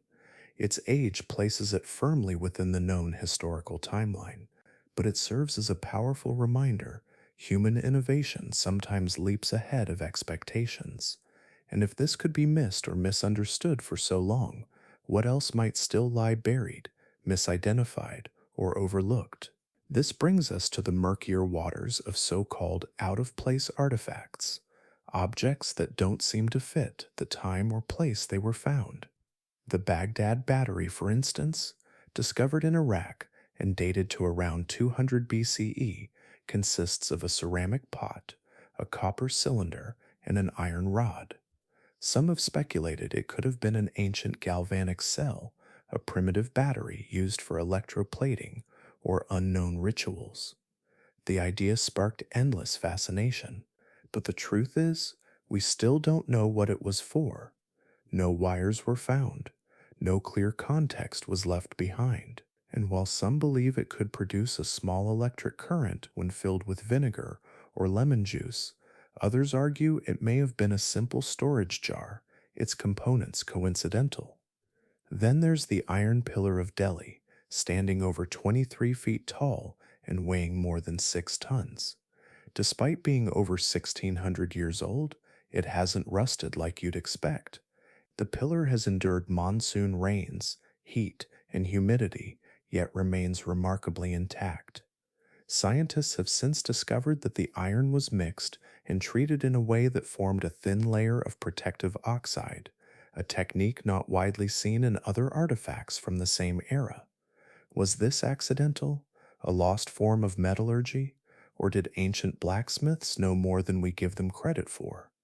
There are other objects too, spheres with strange grooves found in South African mines, metallic looking coils buried in Russian soil, carvings that resemble modern spacecraft or helicopters, though often stylized or misinterpreted. These items are often lumped together in documentaries or online forums with claims of ancient astronauts, time travel, or hyper advanced civilizations. But here, it's important to pause. Pseudoscience thrives on mystery. It tends to grab the unknown and run with it, building stories far beyond what the evidence can support. That doesn't mean we ignore the anomalies, but it does mean we tread carefully. Because the danger isn't just in being wrong, it's in missing the real story while chasing the fantastic one. What makes these artifacts interesting isn't that they prove anything extraordinary, but that they don't fit neatly into the puzzle. They raise the right kind of questions. They push us to re examine assumptions, and in the context of the Silurian hypothesis, they serve as gentle reminders. Sometimes the past is clever, sometimes innovation shows up where we don't expect it, and sometimes gaps in the record aren't proof of conspiracy, but signals that we still don't fully understand how knowledge grows, is lost, and is rediscovered again. So while the Antikythera mechanism, the Baghdad battery, and the Delhi iron pillar aren't relics from a civilization millions of years ago, they whisper of human ingenuity overlooked. They remind us how easy it is for the story of progress to skip a beat or to bury its own tracks. And if our own world were to vanish today, our cities crumbled, our devices broken, our names forgotten, what might survive of us? A corroded coil? A warped circuit board? A strange alloy that resists decay? Would future beings one day unearth it and wonder if they'd found proof of a world that wasn't supposed to be possible? When we think about the ancient past, we often picture it through the lens of fossils, silent bones buried in layers of stone, quietly holding the shapes of long extinct creatures. They seem like solid proof, the most enduring evidence that something once lived, moved, and breathed on this earth. But what if the fossil record isn't as complete as it appears? In truth, the story it tells is only a whisper. The vast majority of life that ever lived has left behind no trace at all. Most living things, plants, soft-bodied animals, bacteria, even entire ecosystems, never fossilized. Their forms returned to the soil, vanished into sediment, or were broken down by time and pressure before they ever had the chance to be preserved. Fossilization is rare, incredibly rare. To become a fossil, the conditions have to be just right, like an ancient lottery that only a select few win. A creature must die in just the right place, usually in or near water, where it can be quickly buried in sediment. That sediment must protect it from decay, scavengers, and the crushing forces of erosion. Then, over thousands or millions of years, the organic material is slowly replaced by minerals, turning once living tissue into stone. But even when those conditions align, not everything is equally preserved. Bones and teeth fossilize best, so do shells, coral, and other hard parts. That's why our museums are full of dinosaur skeletons, ammonites, and trilobites, life forms with sturdy structures that could survive deep time. But for every fossil that's been found, there are countless others that never made it through that narrow window of preservation. Now imagine a civilization, a complex, intelligent species building with metal, glass, wires, plastics, and perhaps even softer, more biodegradable materials. How much of that would fossilize? Electronics, for instance, the circuits, screens, and microchips that power modern technology, wouldn't fare well at all. Most are made of materials that decay quickly, break down in water, or corrode over time. Even concrete, steel, and glass, symbols of permanence in our modern world, can fracture, crumble, and dissolve under the relentless press of geological time. Urban centers, no matter how massive or advanced, are not immune to decay. Skyscrapers would fall, roads would crack, and bridges would rust into nothing. Within just a few centuries without maintenance, our cities would begin to vanish. Within millennia, forests could reclaim them. Within millions of years, they might be erased entirely, crushed by tectonic forces, buried beneath sediment, or melted back into magma by the slow churn of Earth's crust. And if a previous civilization lived millions or even tens of millions of years ago, the odds of their remains surviving, not just surviving, but surviving in the right way to become fossils, are staggeringly low. The fossil record we do have also carries another limitation. It is deeply biased by location. Most fossils come from places where sedimentary rocks are exposed and accessible, like riverbeds, cliffsides, or deserts.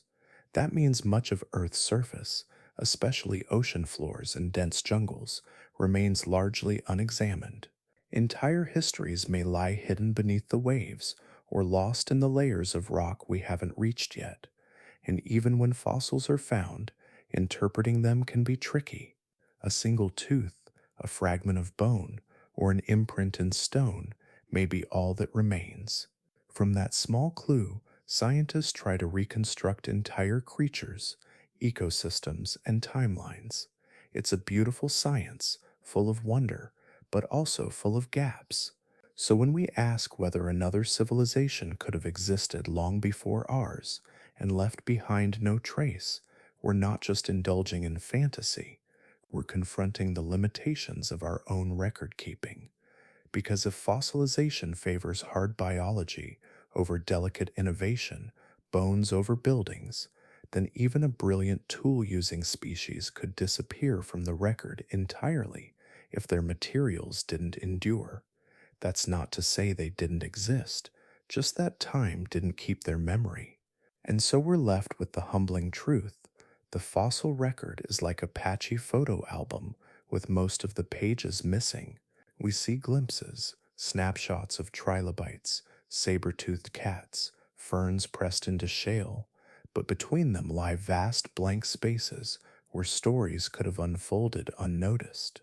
If a previous intelligent species lived during one of those gaps, would we know? Would we even think to look? And if we did start looking, not just for fossils, but for the absence of them in the right places, what might we find tucked quietly in the margins of Earth's deepest layers? When scientists search for intelligent life beyond Earth, they face an overwhelming silence. The universe is vast, with hundreds of billions of galaxies, each home to billions of stars, and even more planets. The odds of life existing somewhere else seem high, and yet in all our searching, we've found no clear signal, no undeniable evidence, no voice answering back across the stars. This silence is what led to the creation of the Drake equation, a thought experiment that estimates how many civilizations might exist in our galaxy right now that we could potentially communicate with. It considers things like how many stars form, how many have planets, how often life might appear, and how long a civilization might survive once it becomes technologically advanced. But there's one part of the equation that carries a particular weight: the lifespan of a civilization. Even if a high-tech species develops radio signals, satellites, or interstellar probes, if it only lasts a few hundred years before collapsing or changing course, the window to detect them becomes tiny. We could pass by their entire history without ever knowing they were there. Now, what if we turn that idea inward? Instead of looking out into the galaxy for aliens, we ask a much stranger question. What if we tried to apply this same thinking to Earth? Suppose we weren't the first technological civilization to evolve here. Suppose another intelligent species developed advanced tools, energy systems, maybe even global communication or space travel, and then disappeared millions of years ago. How likely would we be to notice? That question lies at the heart of the Silurian hypothesis, and it turns the Drake equation back on ourselves. If detecting alien life is so hard across time and distance, then detecting a forgotten civilization here on Earth, buried beneath millions of years of erosion, plate tectonics, and environmental churn, might be even harder. Let's imagine a version of the Drake equation made just for Earth.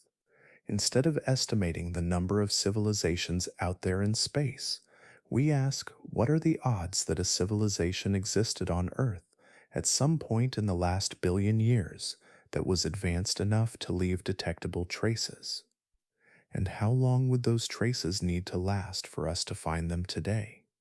Because here's the unsettling truth: even modern humanity, with all its technology, might not leave a clear signature if we vanished tomorrow. Satellites would fall, buildings would collapse, metals would corrode, plastics might persist, but even those break down under the right conditions. Our digital records, our servers, books, photos, data, all of it is fragile. A few tens of thousands of years might erase nearly everything, and that's assuming nothing catastrophic happens. No supervolcanoes, no asteroid impacts, no ice ages grinding down our monuments, no continents subducting under others, pulling all signs of us down into the mantle to melt and recycle. To detect a past civilization today, we'd need it to have left something truly persistent, something etched into geology, chemistry, or planetary systems, maybe a layer of synthetic elements, a shift in carbon isotopes, a trace of altered sediment patterns. But even then, those signs can be misread or chalked up to natural processes. Volcanoes, wildfires, and meteor impacts can all produce similar fingerprints. So if another civilization had existed during, say, the Carboniferous period, or the Permian, or even earlier, their legacy might be indistinguishable from background noise, especially if they lasted only a few thousand years, like us, a geological blink. There's also the question of visibility. Just like with SETI, the search for extraterrestrial intelligence, we might only see what we're looking for. If our instruments are tuned to radio waves, we miss civilizations that communicate differently. If our sensors expect giant metal cities, we miss ones that built underground or used biodegradable materials. The same bias could blind us to ancient Earth civilizations. We may not be asking the right questions, or digging in the right places, or interpreting anomalies with enough imagination. In fact, the more advanced a civilization becomes, the harder it might be to detect. A high-tech species might move towards sustainability, minimizing their environmental impact. They might stop burning fossil fuels, stop mining, stop altering landscapes on a large scale. They could become so efficient, so quiet, that their geological footprint shrinks to almost nothing. That kind of civilization, even today, might be invisible to the future. So when we ask whether a species came before us, it's not about finding fossilized laptops or ancient skyscrapers. It's about learning how to listen better to the Earth's ancient rhythms, to know that not every anomaly is random, and that absence of evidence is not always evidence of absence.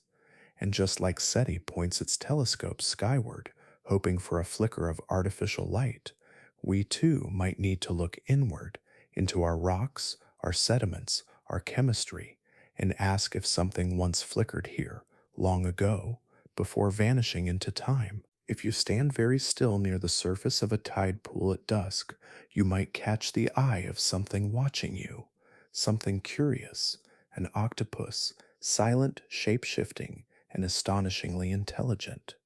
It might shift its color, stretch an arm, or retreat into a rocky den, not out of fear, but consideration. The octopus is a creature that can solve puzzles, open jars, use tools, and even play. But it's not the only non human mind quietly thriving in our world. High intelligence is not unique to humans, it has emerged and re emerged across entirely different branches of the tree of life. Birds like crows and ravens have demonstrated a stunning ability to solve problems, plan ahead, and recognize individual human faces. Some can fashion tools from twigs, others can delay gratification for a better reward, both markers of complex thinking. Meanwhile, dolphins communicate with signature whistles, names in a way, and have been observed coordinating hunting strategies that involve real time cooperation and adaptation. In some cases, they appear to teach, play, and even grieve. What's fascinating is that these animals are not closely related. Birds, mammals, and cephalopods, like octopuses, split from one another hundreds of millions of years ago. And yet, intelligence, not just instinct, but awareness, planning, and learning, has evolved in all of them, not through inheritance from a common genius ancestor, but independently.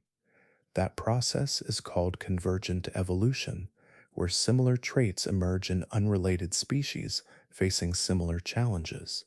Eyes evolved more than once, so did wings, and perhaps so did minds. This raises a question that's both haunting and thrilling. If intelligence can evolve more than once, might it have evolved before us, long before, in creatures we've never imagined? The Silurian hypothesis suggests a past civilization, but most interpretations focus on humans being the first. What if we're not even that? The fossil record is full of evolutionary experiments, strange offshoots, bizarre adaptations, and lineages that disappeared just as they were getting interesting. Some theropod dinosaurs evolved feathers, not for flight, but for insulation or display. Only later did wings develop. Could other cognitive abilities have started to form in ancient creatures long before mammals came to power? The Cambrian period, over 500 million years ago, was a time of explosive diversification. Multicellular life tried out countless body plans and survival strategies, many of which vanished without leaving descendants. Some of those ancient animals had rudimentary nervous systems and complex eyes. But what about brain structures?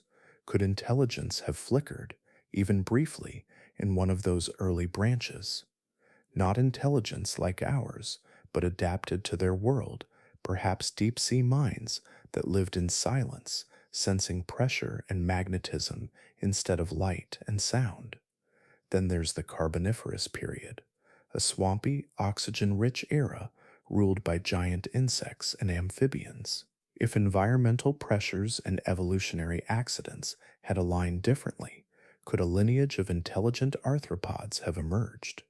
Insects already display remarkable hive behaviors, communication, and memory. Scale that up by millions of years, and it's not so hard to imagine something more. Speculative science sometimes leans into the idea of uplifted intelligence, not through natural evolution, but environmental triggers. What if geological upheaval, cosmic radiation, or rapid climate change accelerated selection for problem solving? What if a bottlenecked population of ancient species had no choice but to get smarter quickly or perish? We already know that some species alive today are teetering on the edge of what we call self awareness.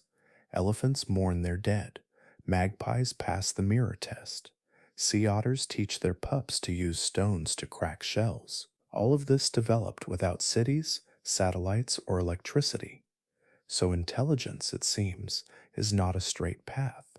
It's a tendency that nature returns to now and again, not because it's inevitable, but because under the right conditions, it's useful.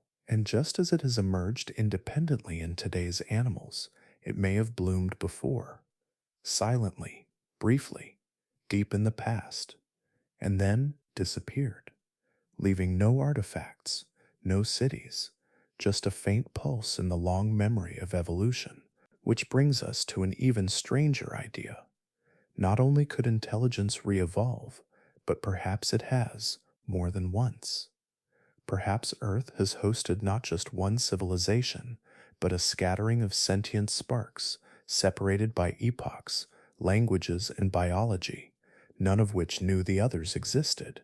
We might be the latest in a hidden lineage of minds that lit up for a while, looked around, and then were swallowed by time. Across almost every culture on Earth, there are stories, old stories about lost civilizations.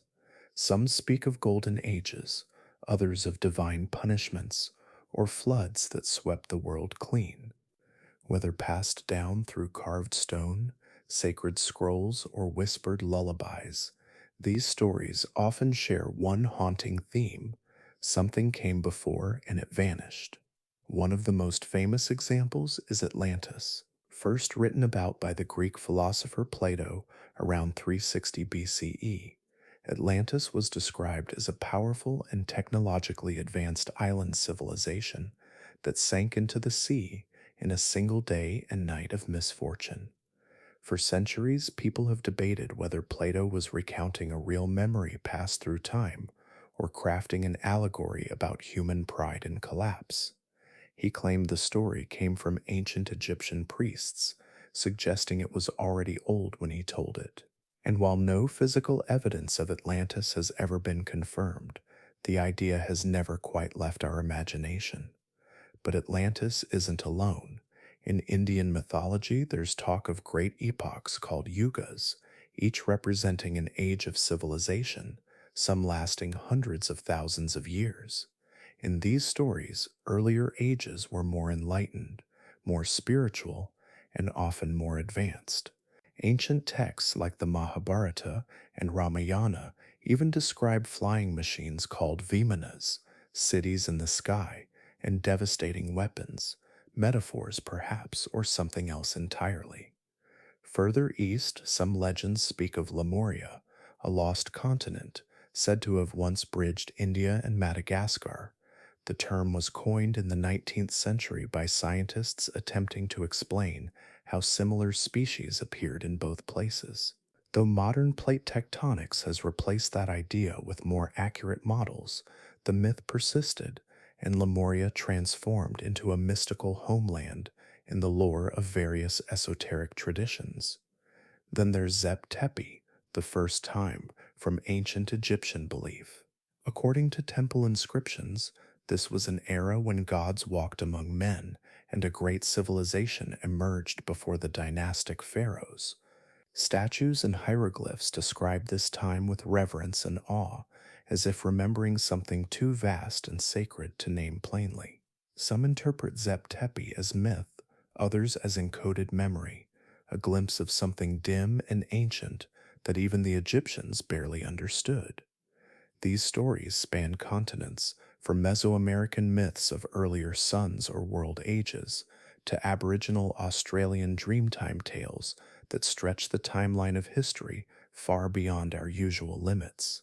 They often describe floods, fire, celestial disasters, and cycles of rise and ruin. Could this pattern suggest a psychological truth that all civilizations sense their fragility? Or could some of them carry echoes of something real? It's tempting to draw direct lines, to say Atlantis was a forgotten civilization, or Lemuria really existed. But science asks for more than compelling stories.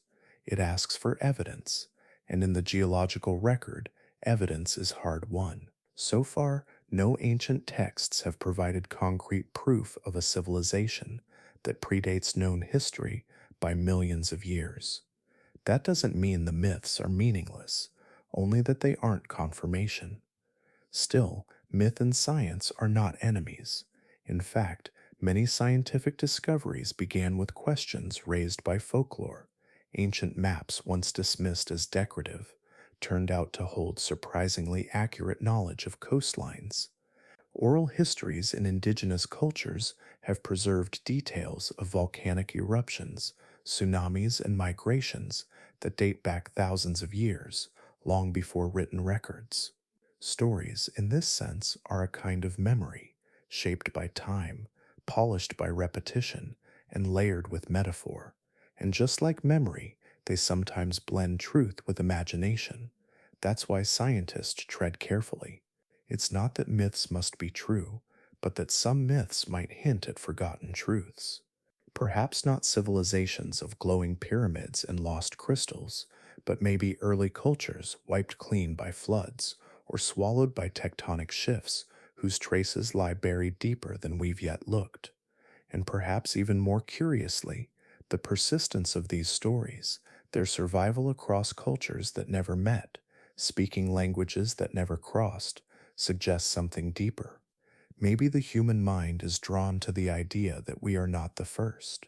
Maybe it's a psychological echo, an inherited caution, or a universal longing to understand our place in a much older story. Whatever the case, these myths, whether poetic or prophetic, ask the same quiet question science does. What if there's more? And as we continue to explore Earth's deep past through sediment cores, isotopic markers, fossil fragments, and forgotten ruins, we keep that question close, not as a claim, not as proof, but as a reason to look a little deeper. Because sometimes the most ancient truths aren't etched in stone, they're whispered through stories, waiting for the right ears to hear. If a civilization had once existed long before us, one advanced enough to alter its environment, harness powerful technologies, or even reach for the stars, then the traces it left behind wouldn't just be crumbled stone or shattered pottery. They might be something deeper, hidden, not in ruins above ground, but buried in the very bones of the earth. In the world of astronomy and planetary science, there's a term used when we search the skies for intelligent life: technosignatures.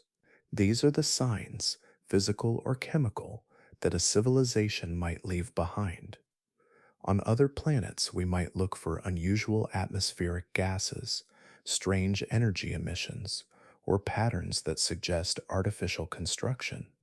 But here on Earth, what would those technosignatures look like if they were from the deep past?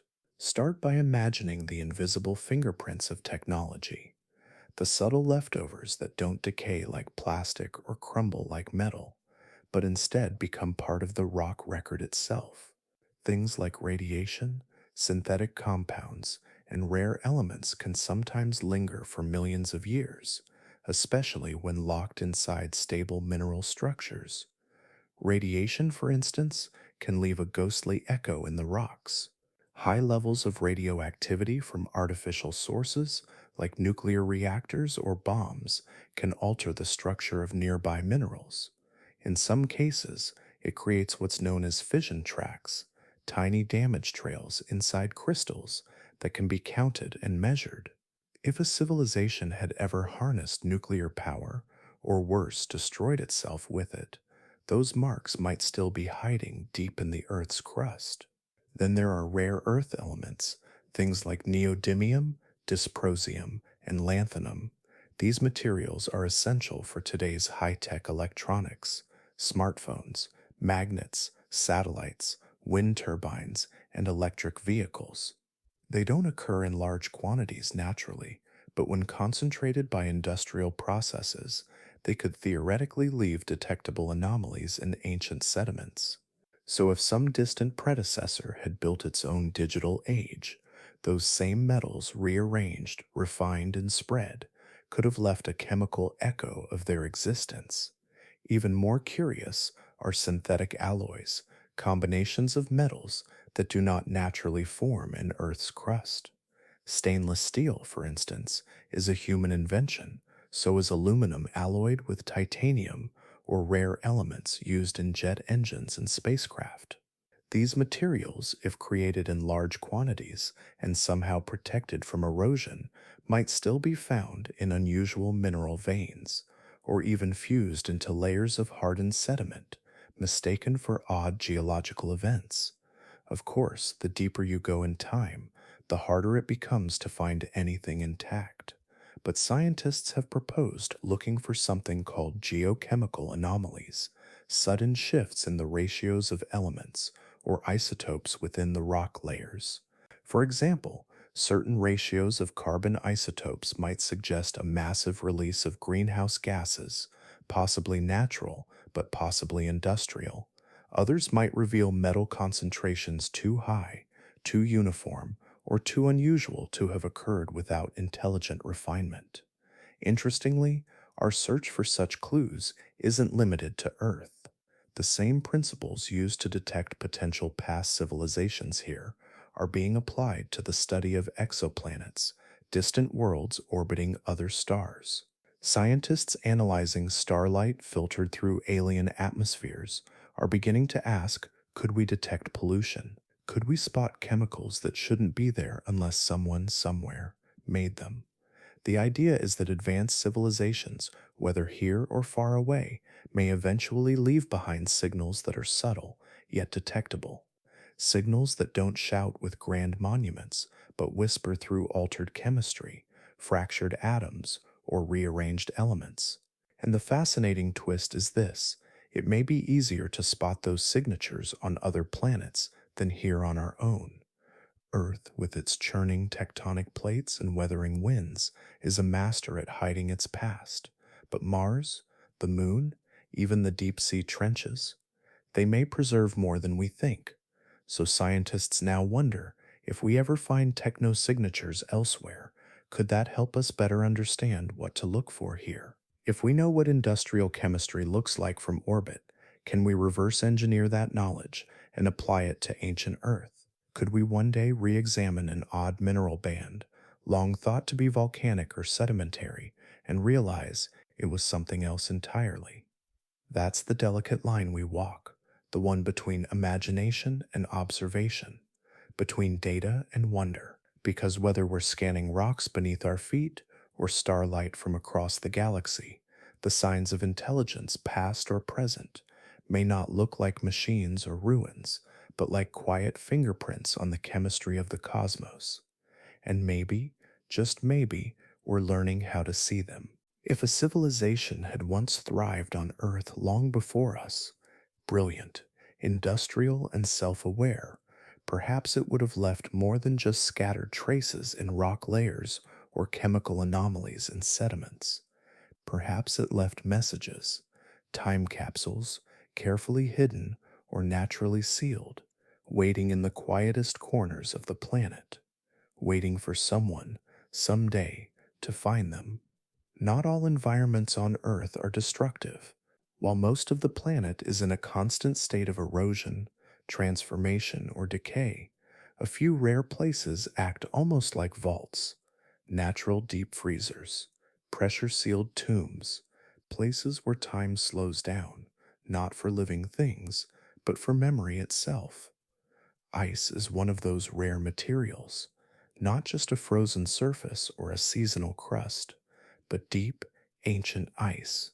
In Antarctica and Greenland, layers of compacted snow have built up over hundreds of thousands of years, creating mile-thick glaciers that preserve the atmosphere of the past in tiny bubbles.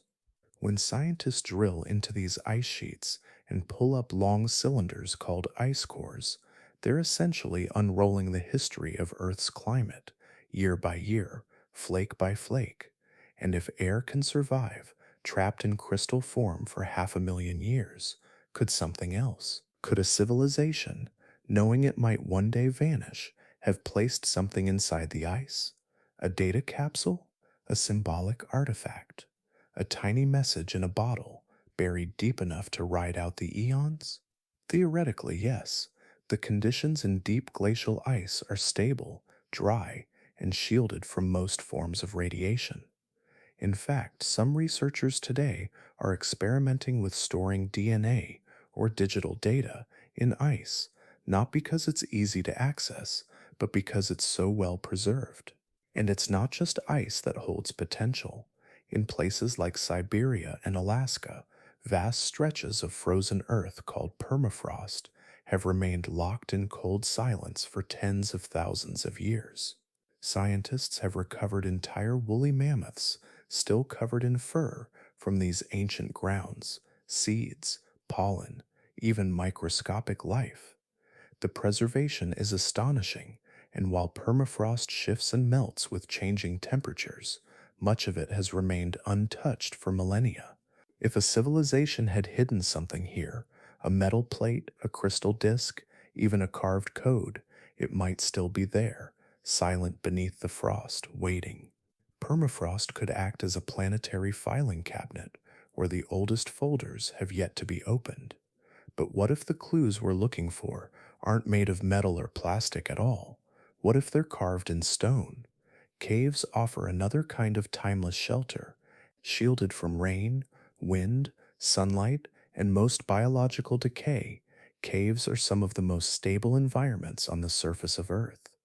That's why the world's oldest known drawings, simple animals, hands, symbols, have been found in the dark chambers of places like Lascaux in France or Chohet in the Ardèche. These images are over 30,000 years old.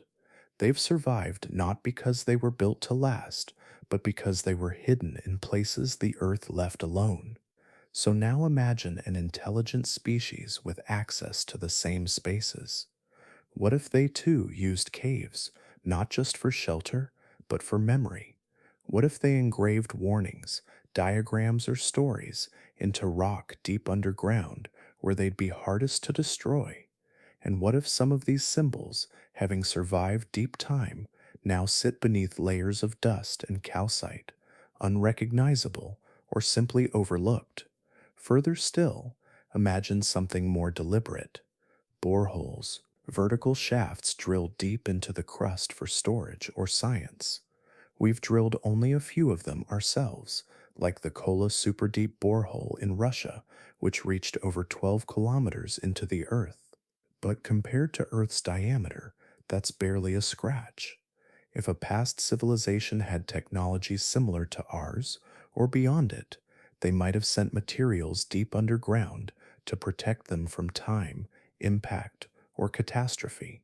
These boreholes could serve as true time capsules, vaults unreachable by erosion or fire, carved into bedrock where water, wind, and war couldn't touch them. If anything remains, it's these kinds of places, hidden not in plain sight, but buried on purpose. Even stone structures might tell a story. Not the grand monuments we usually think of, like pyramids or temples, but subtle alignments, foundations carved into bedrock, or arrangements of stones that mark solstices or patterns in the stars. Some of these could be misinterpreted as natural features or early human work, but what if some were older, much older, and what if they were meant to be read, not with our eyes, but with instruments we've only just begun to invent? The idea of ancient time capsules is not just fantasy, it's grounded in what we know about preservation, geology, and human intent. We ourselves are now building similar vaults, repositories in the Arctic for seeds, underground chambers for radioactive waste, even lunar archives written in metal and DNA. So perhaps, long ago, someone else did the same, and the story of their existence is still there, buried in the ice beneath the stone, and etched quietly into the deepest walls of the earth. If a civilization once existed long before us, if it truly rose, flourished, and vanished, then the most haunting question becomes, why can't we find it? But maybe there's a better way to frame that mystery. Instead of just looking backwards through time, what if we try looking forward? Let's imagine for a moment that human civilization were to end tomorrow, not with a bang, not with fire or floods or fanfare, just a slow, quiet winding down, maybe a population crash, maybe something subtle like resource exhaustion, or a shift in the climate that made life just a little too difficult, until eventually cities were abandoned, machines stopped humming, and the last lights blinked out. Not apocalyptic, just forgotten. Now, fast forward 10 million years from that final moment, not 1,000 years, not even a million, 10 million. To understand how much time that really is, consider this: 10 million years ago, there were no humans, not even the earliest of our kind. The ancestors of gorillas and chimps had only just started to split from the lineage that would eventually lead to us. In fact, many of the mountain ranges we know today didn't even exist. The Himalayas were still rising, Earth's continents weren't where we left them, and the climate entirely different. Forests stretched across now dry deserts. Oceans had not yet claimed some of the lands they cover today. So what, realistically, would remain of us? Our cities. New York, Tokyo, London. How long would they last? The tallest buildings in the world, made of steel and concrete, would collapse in a matter of centuries without maintenance. Roads and bridges would crack and crumble. Nature would reclaim them quickly. Trees would push through sidewalks. Animals would move in. Roots would break foundations. Weather would wash away the rest. Within 10,000 years, still just a blink compared to our 10 million, all surface evidence of human life would begin to fade. Metals would rust, glass would fracture, and plastic, though it lingers longer, would break down into microscopic particles and scatter. Now consider erosion. Rain, wind, freezing, thawing, all these things grind down even the hardest materials. Given enough time, they can flatten entire buildings into dust. Within a few million years, nearly every trace on the surface would be gone, and that's just the atmosphere working alone. Don't forget tectonic plates. Over millions of years, continents drift, mountains rise and fall, earthquakes shake the crust, subduction zones pull land downward, melting it into the mantle. The floor of the ocean itself is constantly being recycled. No part of Earth stays still long enough to remember anything for long. Even our deepest landfills, filled with technology, tools, plastic, wires, glass, would slowly be crushed, flooded, buried, and ground to nothing. If something survives, it won't be the monuments we built. It might be the smallest of things: chemical fingerprints, layers in the rock, traces of combustion or radioactive decay, slivers of strange isotopes. That's what future beings might find if they ever looked. A thin, dark line in the sediment, a sudden spike in carbon, tiny glass beads from nuclear tests, a swirl of plastic molecules trapped in ancient clay. Nothing with names, nothing that says human, just hints. And now imagine, instead of looking forward, we loop back around. Imagine a species not unlike us, perhaps millions of years ago, went through this very cycle. They grew, built, thrived, and vanished. And now we are the future beings, the ones left trying to read the whispers they left behind. Would we even know what we were seeing? It's possible we've already walked across their ruins, just eroded, flattened, and disguised as natural formations. Or perhaps we've drilled through their final layers without realizing. Maybe what remains of their world is buried deep beneath our feet, unrecognized because it doesn't look like what we expect a civilization to leave. This brings us to something scientists are beginning to call the Anthropocene, a proposed new geological epoch marked by the impact of human activity. It's a way of saying we've changed the Earth so profoundly, our presence will be recorded in stone. But how long will that record last? In 10 million years, will anyone know we were here? Or will we disappear just as thoroughly as any civilization that might have come before? What's striking is that when we ask what evidence a past civilization might have left, we realize just how fragile our own legacy truly is. How much of what we create is temporary, how quickly the planet erases, and how, in the grandest scales of time, even the loudest voices can fall silent. So, as we drift deeper into this idea of time not as a straight line, but as a loop, one filled with rise, fall, memory, and forgetting, we start to understand something humbling. If another civilization existed, it may not have been erased because it was weak or small. It may have simply lived, left its mark, and passed, just as we might one day do. The Earth doesn't remember in the ways we hope it would, and perhaps that's the quiet truth of all civilizations past, present, or still to come. It's one thing to wonder whether a forgotten civilization existed before us. It's another to ask if somehow we might be what's left of them. Not their ruins, not their fossils, but their distant, unknowing descendants. The idea may sound strange at first, but when you look closely at how evolution works, how intelligence can emerge, disappear, and perhaps re-emerge, you begin to see the possibility tucked quietly within the folds of deep time. Life on Earth is resilient. It doesn't give up easily, even after mass extinctions. When over 90% of species vanish, evolution doesn't stop. It shifts, it adapts, it begins again.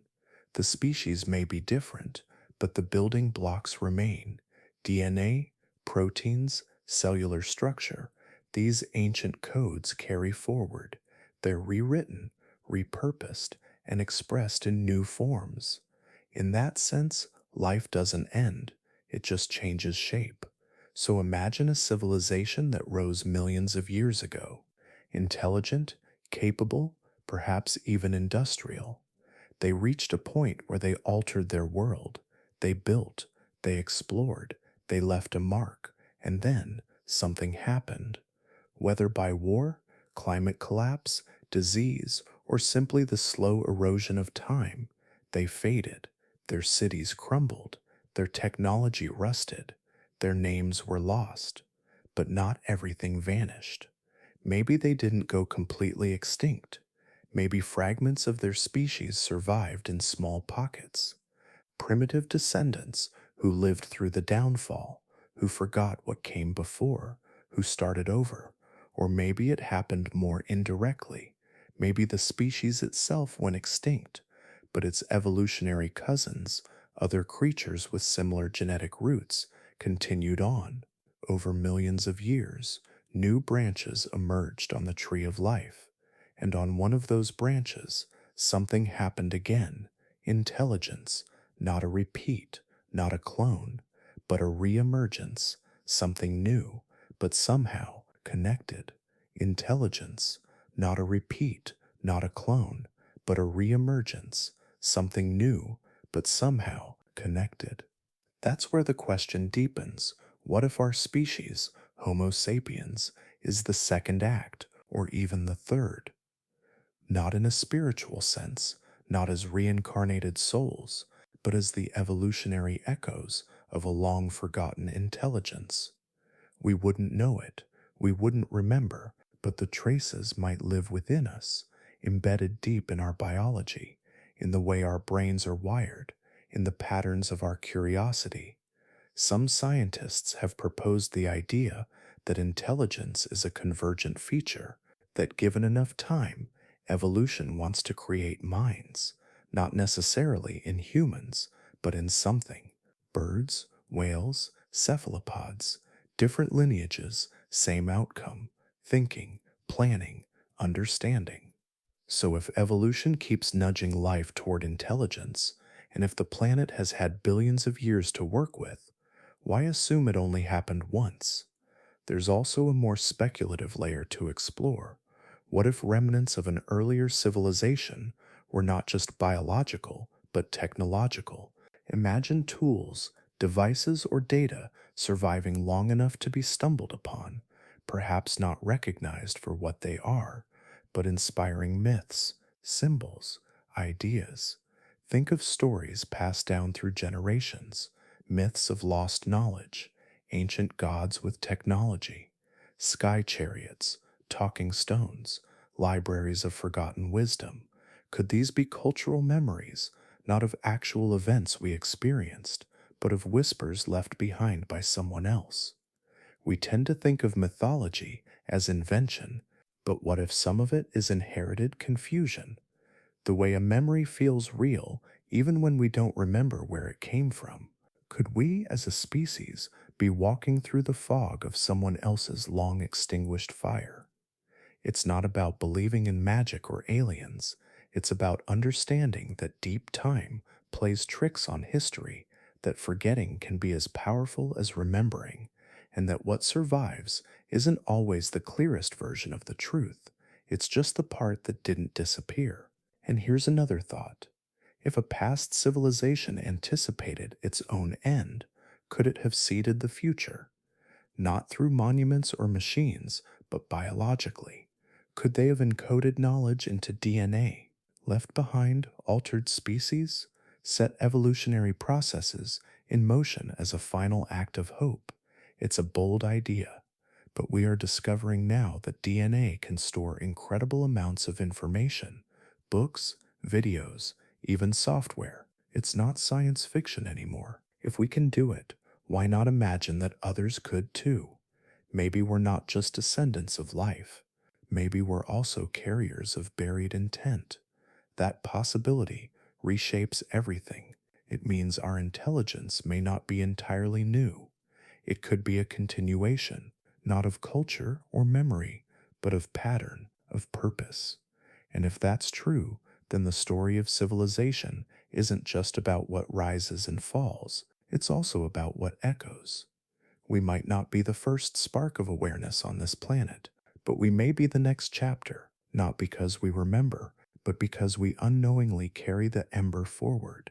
And as we continue evolving, creating, wondering, we may be writing the next echo for someone else, far ahead, far removed, asking the same question, wondering who came before, and if they too are what remains. We often imagine that a technological civilization is the peak of evolution, a final stage, a triumphant moment in the long climb from single-celled life to spacefaring species.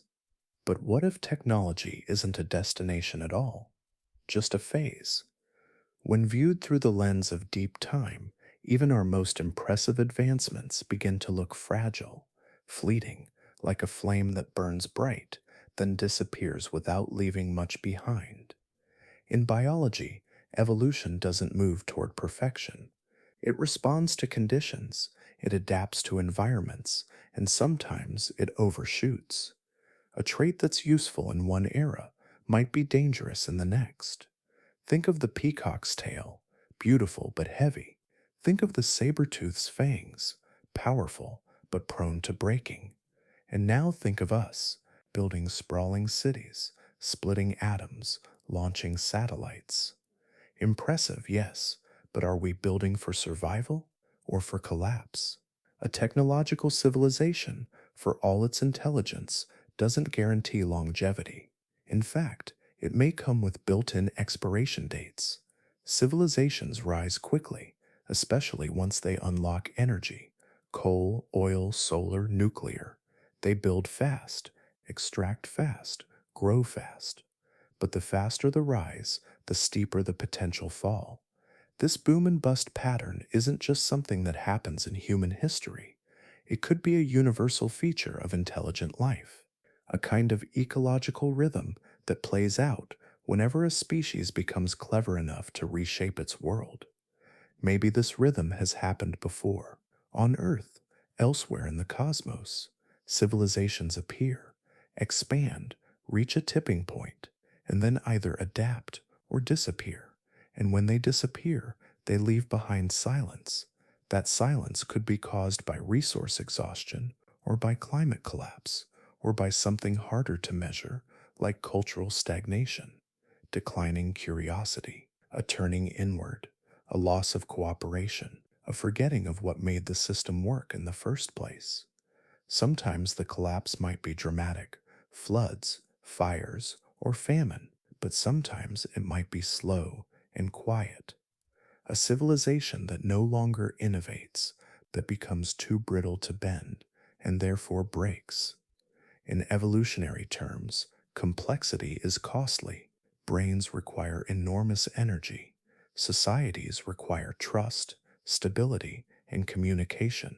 Technology adds new layers of fragility. The more connected things become, the more vulnerable they are to failure. We build systems to manage this, backups, redundancies, protocols, but all systems, no matter how advanced, rest on assumptions, stability, resources, time, and when those assumptions fail, what happens next? Maybe that's why intelligence has to evolve more than once. Maybe civilizations aren't meant to last forever. Maybe they're not supposed to. They rise, pass their knowledge to the environment, subtly or deliberately, and then give way to something new. This idea changes how we think about progress, not as a straight line, but as a loop. A civilization emerges, burns brightly, and eventually hands the stage back to biology. Nature reclaims the cities, forests grow through concrete, oceans smooth out the edges, mountains rise and fall, and life, still teeming, begins again. It's humbling to think that all our machines, codes, satellites, and stories might one day vanish, that our towering monuments could dissolve into sand, that our names, our languages, even our thoughts could be lost to time. But it's also comforting in a strange way, because it means we're part of something bigger, not just a single experiment, but one of many attempts by the universe to understand itself. One expression of intelligence among who knows how many. Maybe some last longer, maybe some burn out even faster, but all of them, including us, are part of the same pattern. And maybe, just maybe, that's the real lesson. That survival isn't about becoming the most advanced. It's about learning when to pause, when to adapt, when to listen, when to live in balance with the very world that made intelligence possible. A species might master atoms and algorithms, but still fail to master itself. In that sense, evolution doesn't reward the smartest. It rewards the most adaptable, and perhaps that's what the Silurian hypothesis ultimately points to. Not just the possibility of ancient civilizations, but the reminder that ours too is temporary. But temporary doesn't mean meaningless. It means we get to choose what kind of trace we leave behind, whether it's a layer of ash or a signal of grace, whether we vanish in silence or help light the way for whoever comes next. And as we reflect on our place in this long, winding story of life and intelligence, one quiet question remains. If we are just a phase, can we make it a beautiful one? Sometimes, when historians studied old manuscripts, they would find something curious beneath the surface of the parchment. Faint, faded letters, half scraped away. In the past, parchment was precious, and so old writings were often erased to make room for new ones. But the past never disappears completely. These layered pages were called palimpsests. Recycled texts were traces of former stories, still whispered beneath the newer ones. Now imagine Earth as a palimpsest. Its mountains, rivers, valleys, and oceans, not just physical features, but pages in a book that's been rewritten again and again over billions of years. Layers upon layers, stories upon stories, some carved deep into the crust, others softly brushed away by wind, water, and time. We walk upon a surface that remembers, but imperfectly. What if our planet holds memories that are just out of reach, moments so ancient, so altered by pressure and heat and erosion that they've lost their original form? They're still there, embedded in stone, in chemical signatures, in strange patterns in the rock, but like ghostly ink beneath a newer story, they require a different kind of reading, a kind of listening. The Silurian hypothesis asks whether a previous technological civilization could have existed long before us, and whether we'd even be able to detect it. But there's a deeper idea behind the question, that Earth might carry echoes of forgotten chapters, and that we, living in this most recent sentence, are trying to understand the whole book by looking at just a few worn pages. Even with all our satellites, microscopes, and models, We've only just started deciphering the surface. The crust beneath our feet is thin, and old rocks are rare. Most of Earth's early history has been recycled, melted back into the mantle, crushed into new formations, or hidden beneath oceans. The oldest rocks we've found are around 4 billion years old, but they are fragments, scattered, shattered, hints, not full stories. Imagine trying to reconstruct the history of a lost city using only a few bricks, and those bricks aren't even in the same place anymore. That's what we face when we try to read Earth's memory. And yet, sometimes a strange clue emerges: a spike in carbon, a layer of metals, an ancient warming event that doesn't quite fit the pattern. We notice, we record, we compare, and then we ask, is this natural? Or could it be something else? It's tempting to reach for answers, to declare that we've found proof. But nature is clever. It produces complexity, surprising coincidences, chaos that looks like design, order that seems too precise to be random, but is. And so we're left in a space between certainty and imagination, between geology and philosophy, between what we know and what might have been. In that space, humility becomes a scientific tool, because the deeper we look into time, the more we realize how little we see. Most of Earth's story remains hidden, not just because we haven't found it, but because some of it may no longer be findable at all. Time doesn't just blur the past, it reshapes it. A forest becomes a coal seam, a city becomes sediment, a catastrophe becomes a curious line in a rock wall. And still, we search, because even if we can't read every word, even if most pages are lost, there is meaning in the attempt. There is beauty in wondering.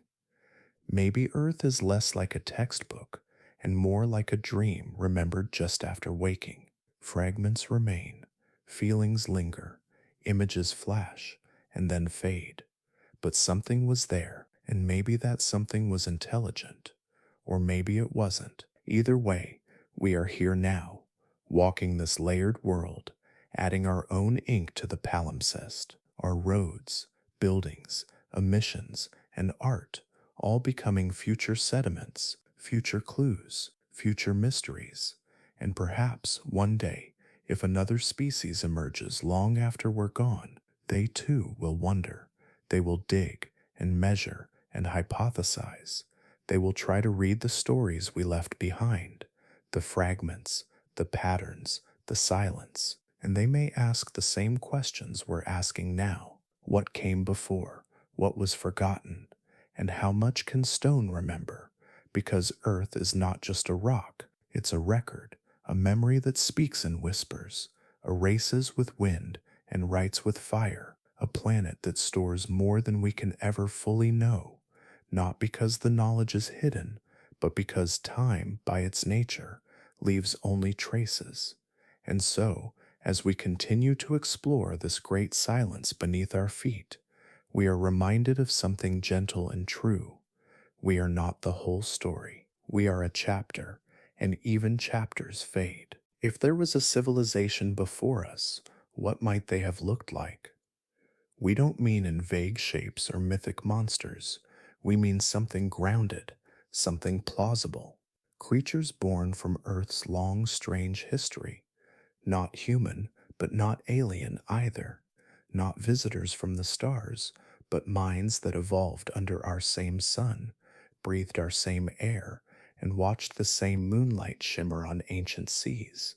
It wouldn't have been us, not Homo sapiens, but it might have been something remarkably clever, a different branch on the evolutionary tree, something that found intelligence in its own way, with its own form, its own senses, and its own language of thought. Let's imagine, perhaps they were reptiles, not cold-blooded in the way modern lizards are, but something more advanced. There was a time, after all, during the Permian and Triassic periods, when reptiles were the dominant land creatures. Some walked upright, some had powerful forelimbs, sharp binocular vision, and forward-facing eyes, traits we associate with predators and sometimes with tool users. They might have developed warm-blooded metabolisms, something not impossible, even for a reptilian lineage. Think of today's monitor lizards or the archosaurs that eventually gave rise to birds. Evolution doesn't move in straight lines, but it does reward what works, and sometimes the brain is what works best. But perhaps it wasn't reptiles. Maybe it was a mammal-like species, something that branched off from the early synapsids. These were creatures with complex jaws, advanced lungs, and hints of the warm, energetic metabolism we know so well. They scurried in the underbrush while the dinosaurs roared above. But who's to say one of them didn't rise early, long before us? What if one branch got there first? Now take this intelligence, whether scaled, furred, or entirely unlike anything we can picture, and ask how would it shape a civilization? They wouldn't build like us. They might not use stone or metal the way we did. Their hands might not grasp the same way. Their eyes might see different parts of the spectrum. Their memory might be stored not just in brains, but in shared chemicals, in scent trails or electroreceptive pulses, as some fish do today. If octopuses can dream in colors and crows can plan ahead, then intelligence doesn't require a single blueprint. Nature seems to try it in many forms. So imagine a biomechanical species, not robotic, but one that blends biology with chemistry. Maybe their tools grew, like coral. Maybe their homes were carved not by hand, but by shaping ecosystems around them, bending trees, guiding fungus, redirecting rivers. Maybe they left behind no skyscrapers or asphalt, but they might have altered soil compositions, spread new minerals, changed the atmosphere, left isotopic fingerprints in the ocean, clues we're only now beginning to understand. Their society could have lasted not just centuries, but millennia, maybe tens of thousands of years. They might have learned to balance with nature until something tipped, a warming event, a solar pulse, or even their own undoing, too much growth, too fast, a lesson we, too, are brushing up against. And what would their culture have felt like? Perhaps they didn't use words, but harmonics, communication through tone, resonance, or vibration, like whales or songbirds. Maybe their records were biological, encoded in seeds, passed through generations, not written, but grown. And what of art? Did they have stories, music? It's hard to imagine a mind capable of technology that didn't also feel wonder, that didn't look at a sunset and feel time stretch, that didn't invent myths, symbols, or rituals, not because they were primitive, but because they were conscious, because they wondered what came before them. And maybe, just maybe, they left behind more than chemicals and traces. Maybe something of their thought remains, tucked deep in the crust or curled within a fossilized swirl of resin. Not obvious, not shouting, but whispering. Of course, this is speculation, but it's informed speculation, rooted in evolutionary biology, in the diversity of life we see today, and in the strange possibilities that time allows. After all, Earth has had billions of years to experiment. We are just the most recent result, but not perhaps the only one. And as we keep digging into stone, into ice, into the distant echo chambers of deep time, we carry a quiet question. Not just could they have existed, but what if they dreamed too? If intelligence has visited this world before and left no obvious trace, then what does that say about the stars? Because this isn't just an earthbound question. It connects quietly to one of the most puzzling scientific riddles we've ever asked, the Fermi Paradox. Named after physicist Enrico Fermi, the question is simple. If the universe is so vast with billions of stars, trillions of planets, and likely countless Earth-like worlds, where is everybody? Where are the signals, the spacecraft, the alien probes? Why is it so quiet? We search with giant radio dishes. We listen across frequencies. We launch missions into deep space. But the silence remains, not even a whisper. Maybe we're alone, or maybe we're not, and that's the more haunting possibility. Because what if intelligence does arise often, but never lasts? What if every technological civilization, whether born on Earth or light years away, eventually faces the same wall, the same temptation to grow too fast, the same challenges of energy, resources, and stability, the same razor's edge between brilliance and collapse, not because they're weak, but because time is merciless and progress unchecked can devour its own foundations. Now imagine this: Earth isn't a cradle for intelligence, it's a graveyard, not just of dinosaurs or ancient trees, but perhaps of other minds, other civilizations, ones that came before us and ended before the record could even form. The rocks are old enough to forget, the oceans are deep enough to bury, and the stars are far too quiet to hear their final breath. We look up and wonder why the skies are so empty, but maybe we've been looking the wrong way. Maybe the answer isn't out there. Maybe it's beneath our feet. What if the reason we don't hear alien civilizations is the same reason we don't find old ones on Earth? Because they flare, then vanish. Because intelligence, like fire, burns fast unless it learns to simmer. The Fermi Paradox often assumes that civilizations expand, that they travel between stars, leave monuments, shout their presence into the void. But what if that's rare? What if the smart ones stay quiet or never get the chance? What if the default state of intelligent life is silence? We think of ourselves as advanced. We've split the atom, reached the moon. We send messages encoded in light across the galaxy. But all of that has happened in the blink of an eye, just the last 200 years. If our story were a book, civilization as we know it would be a single word on the final page. If there were others before us, whether here on Earth or on distant planets, their traces may have faded, not because they were small or foolish, but because time doesn't preserve most stories, even brilliant ones. The fossils don't care how clever you were, the tectonic plates don't remember your art, and erosion does not distinguish between genius and stone. So we scan the heavens, hoping for signals. But maybe what we should be searching for are footnotes, brief, quiet interruptions in the geologic record, anomalies, isotope ratios, strange absences, the scars of something that once was and is no more. The real paradox might not be why we haven't found life elsewhere. It might be, why do we expect it to be visible at all? Perhaps the stars are full of tombs, remnants of civilizations that once dreamed, built, wondered, and fell, and perhaps Earth, too, has played that role before.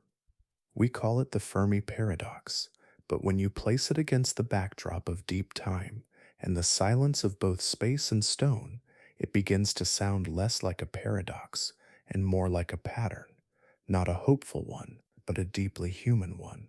And somewhere in that silence lies the next question. If no one else has lasted, will we? If civilizations can rise and fall without leaving a clear trace, then what does that say about us? It's tempting to treat the Silurian hypothesis as a curiosity, a dreamy what if best left to science fiction or philosophical pondering.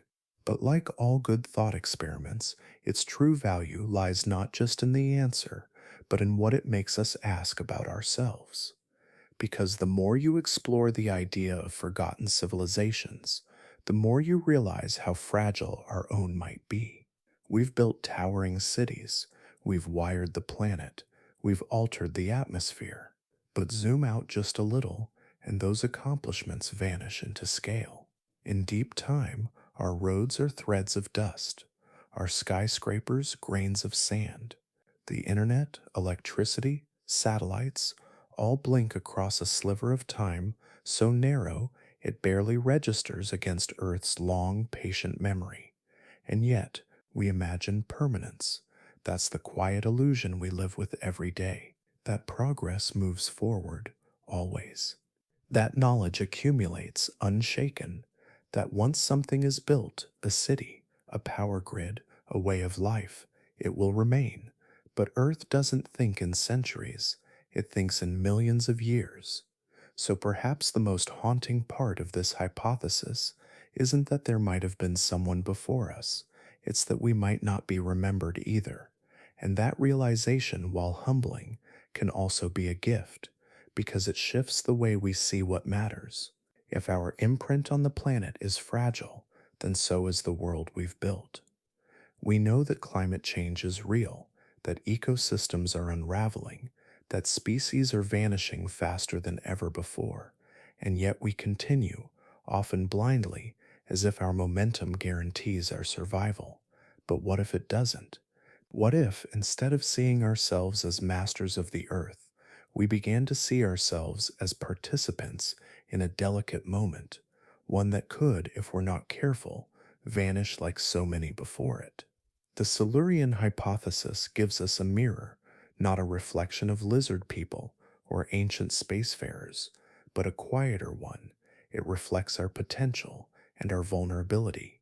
It reminds us that intelligence doesn't guarantee longevity, that technology isn't the same as wisdom, and that dominance of a planet doesn't mean stewardship of it. It asks us to think longer, to zoom out, to imagine not just tomorrow or next year, but what story the rocks might tell 10 million years from now. Will they whisper our name? Will they remember our world?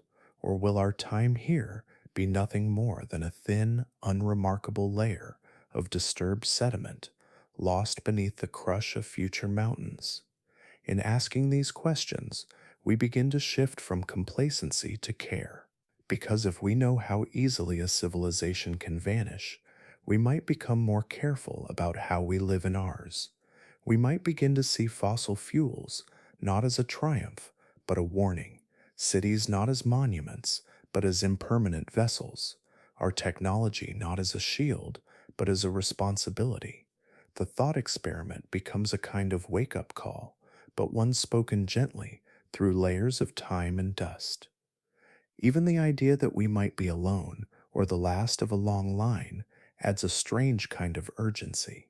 If Earth rarely produces intelligence capable of wonder and exploration, then the weight of that gift and the cost of losing it grows heavier. It turns our choices today into echoes tomorrow. And so the Silurian hypothesis, far from being science fiction, becomes a deeply relevant meditation on now. It asks, what kind of ancestors do we want to be? What legacy will we leave, if any, in the geology of Earth? Will our descendants, human or otherwise, look back and see a civilization that burned brightly but briefly, or one that learned how to last? Because buried deep in this whole idea is one last possibility, maybe the rarest of all, that we might be the first, that no one came before, that this is the first time the planet has awakened a species capable of knowing its place in time. If that's true, then the responsibility is even greater. And in that silence, the silence of missing civilizations, of quiet stars, of erased pasts, we might just hear the call to take better care of what we've been given, not because we fear being forgotten, but because we finally understand how easily it can happen. If we are not the first, will we be the last? That question doesn't ask for certainty, it asks for wonder, for imagination, for a quiet moment of reflection as we consider our strange place in this long and layered story called Earth. Because if the rocks beneath our feet have forgotten entire civilizations before us, wiped away by time, by fire, by flood or silence, then we are all the more precious for still being here, still breathing, still wondering, still reaching toward the stars. And maybe, just maybe, we've walked this road before. Maybe someone or something once asked these same questions, looked out at the horizon of their world, marveled at the patterns in the sky, built cities of stone or steel or something entirely unknown, and vanished without a trace. Or perhaps not.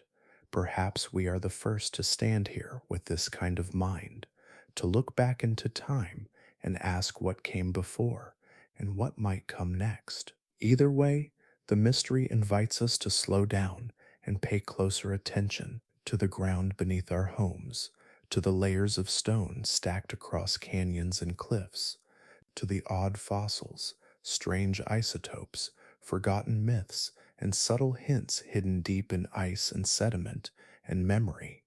The story isn't finished, not even close, and you, sitting there, listening, perhaps wrapped in a blanket or lying quietly in bed, you're part of that story too. You're part of a species that wonders, that dreams, that digs, that builds stories out of dust and silence and stars. So, what do you think? Do you believe we're truly the first intelligence to rise on this planet? Or might something else have come and gone, lost to time, erased by the same forces we barely understand? I'd love to hear your thoughts. Really, take a moment if you'd like and share them in the comments. Do you feel alone, even in Earth's past? And if you're new here, or even if this is your 10th quiet night spent with us, I'd be so grateful if you'd gently tap subscribe. It helps this little corner of calm science grow. It helps more curious minds like yours find their way here through the noise of the internet. And if this video left you with a sense of wonder, if it stirred something in you, a question, a feeling, a what if, consider leaving a like, just a soft signal like a technosignature of appreciation drifting through the algorithmic dark. This channel isn't just about answers, it's about the questions worth falling asleep to, the ones that follow you into your dreams, the ones that linger like fossils in the layers of thought, because at the end of the day, we don't know. We don't know how many chapters Earth has written. We don't know if the page we're living on is the first or the thousandth. We only know that we're here now for a moment, and in that moment, we have a choice. We can look away from the past, ignore the silence, pretend we're the only ones who've ever wondered, or we can lean in. We can ask the big questions. We can listen closely to the planet's buried memory. We can tread gently, knowing how easy it is to vanish without a trace. Because maybe the real story isn't just about who came before us, but about what we choose to do, now that we're aware of how easy it is to be forgotten. So wherever you are, whether under city lights or beneath quiet stars, thank you for spending this time wondering with me.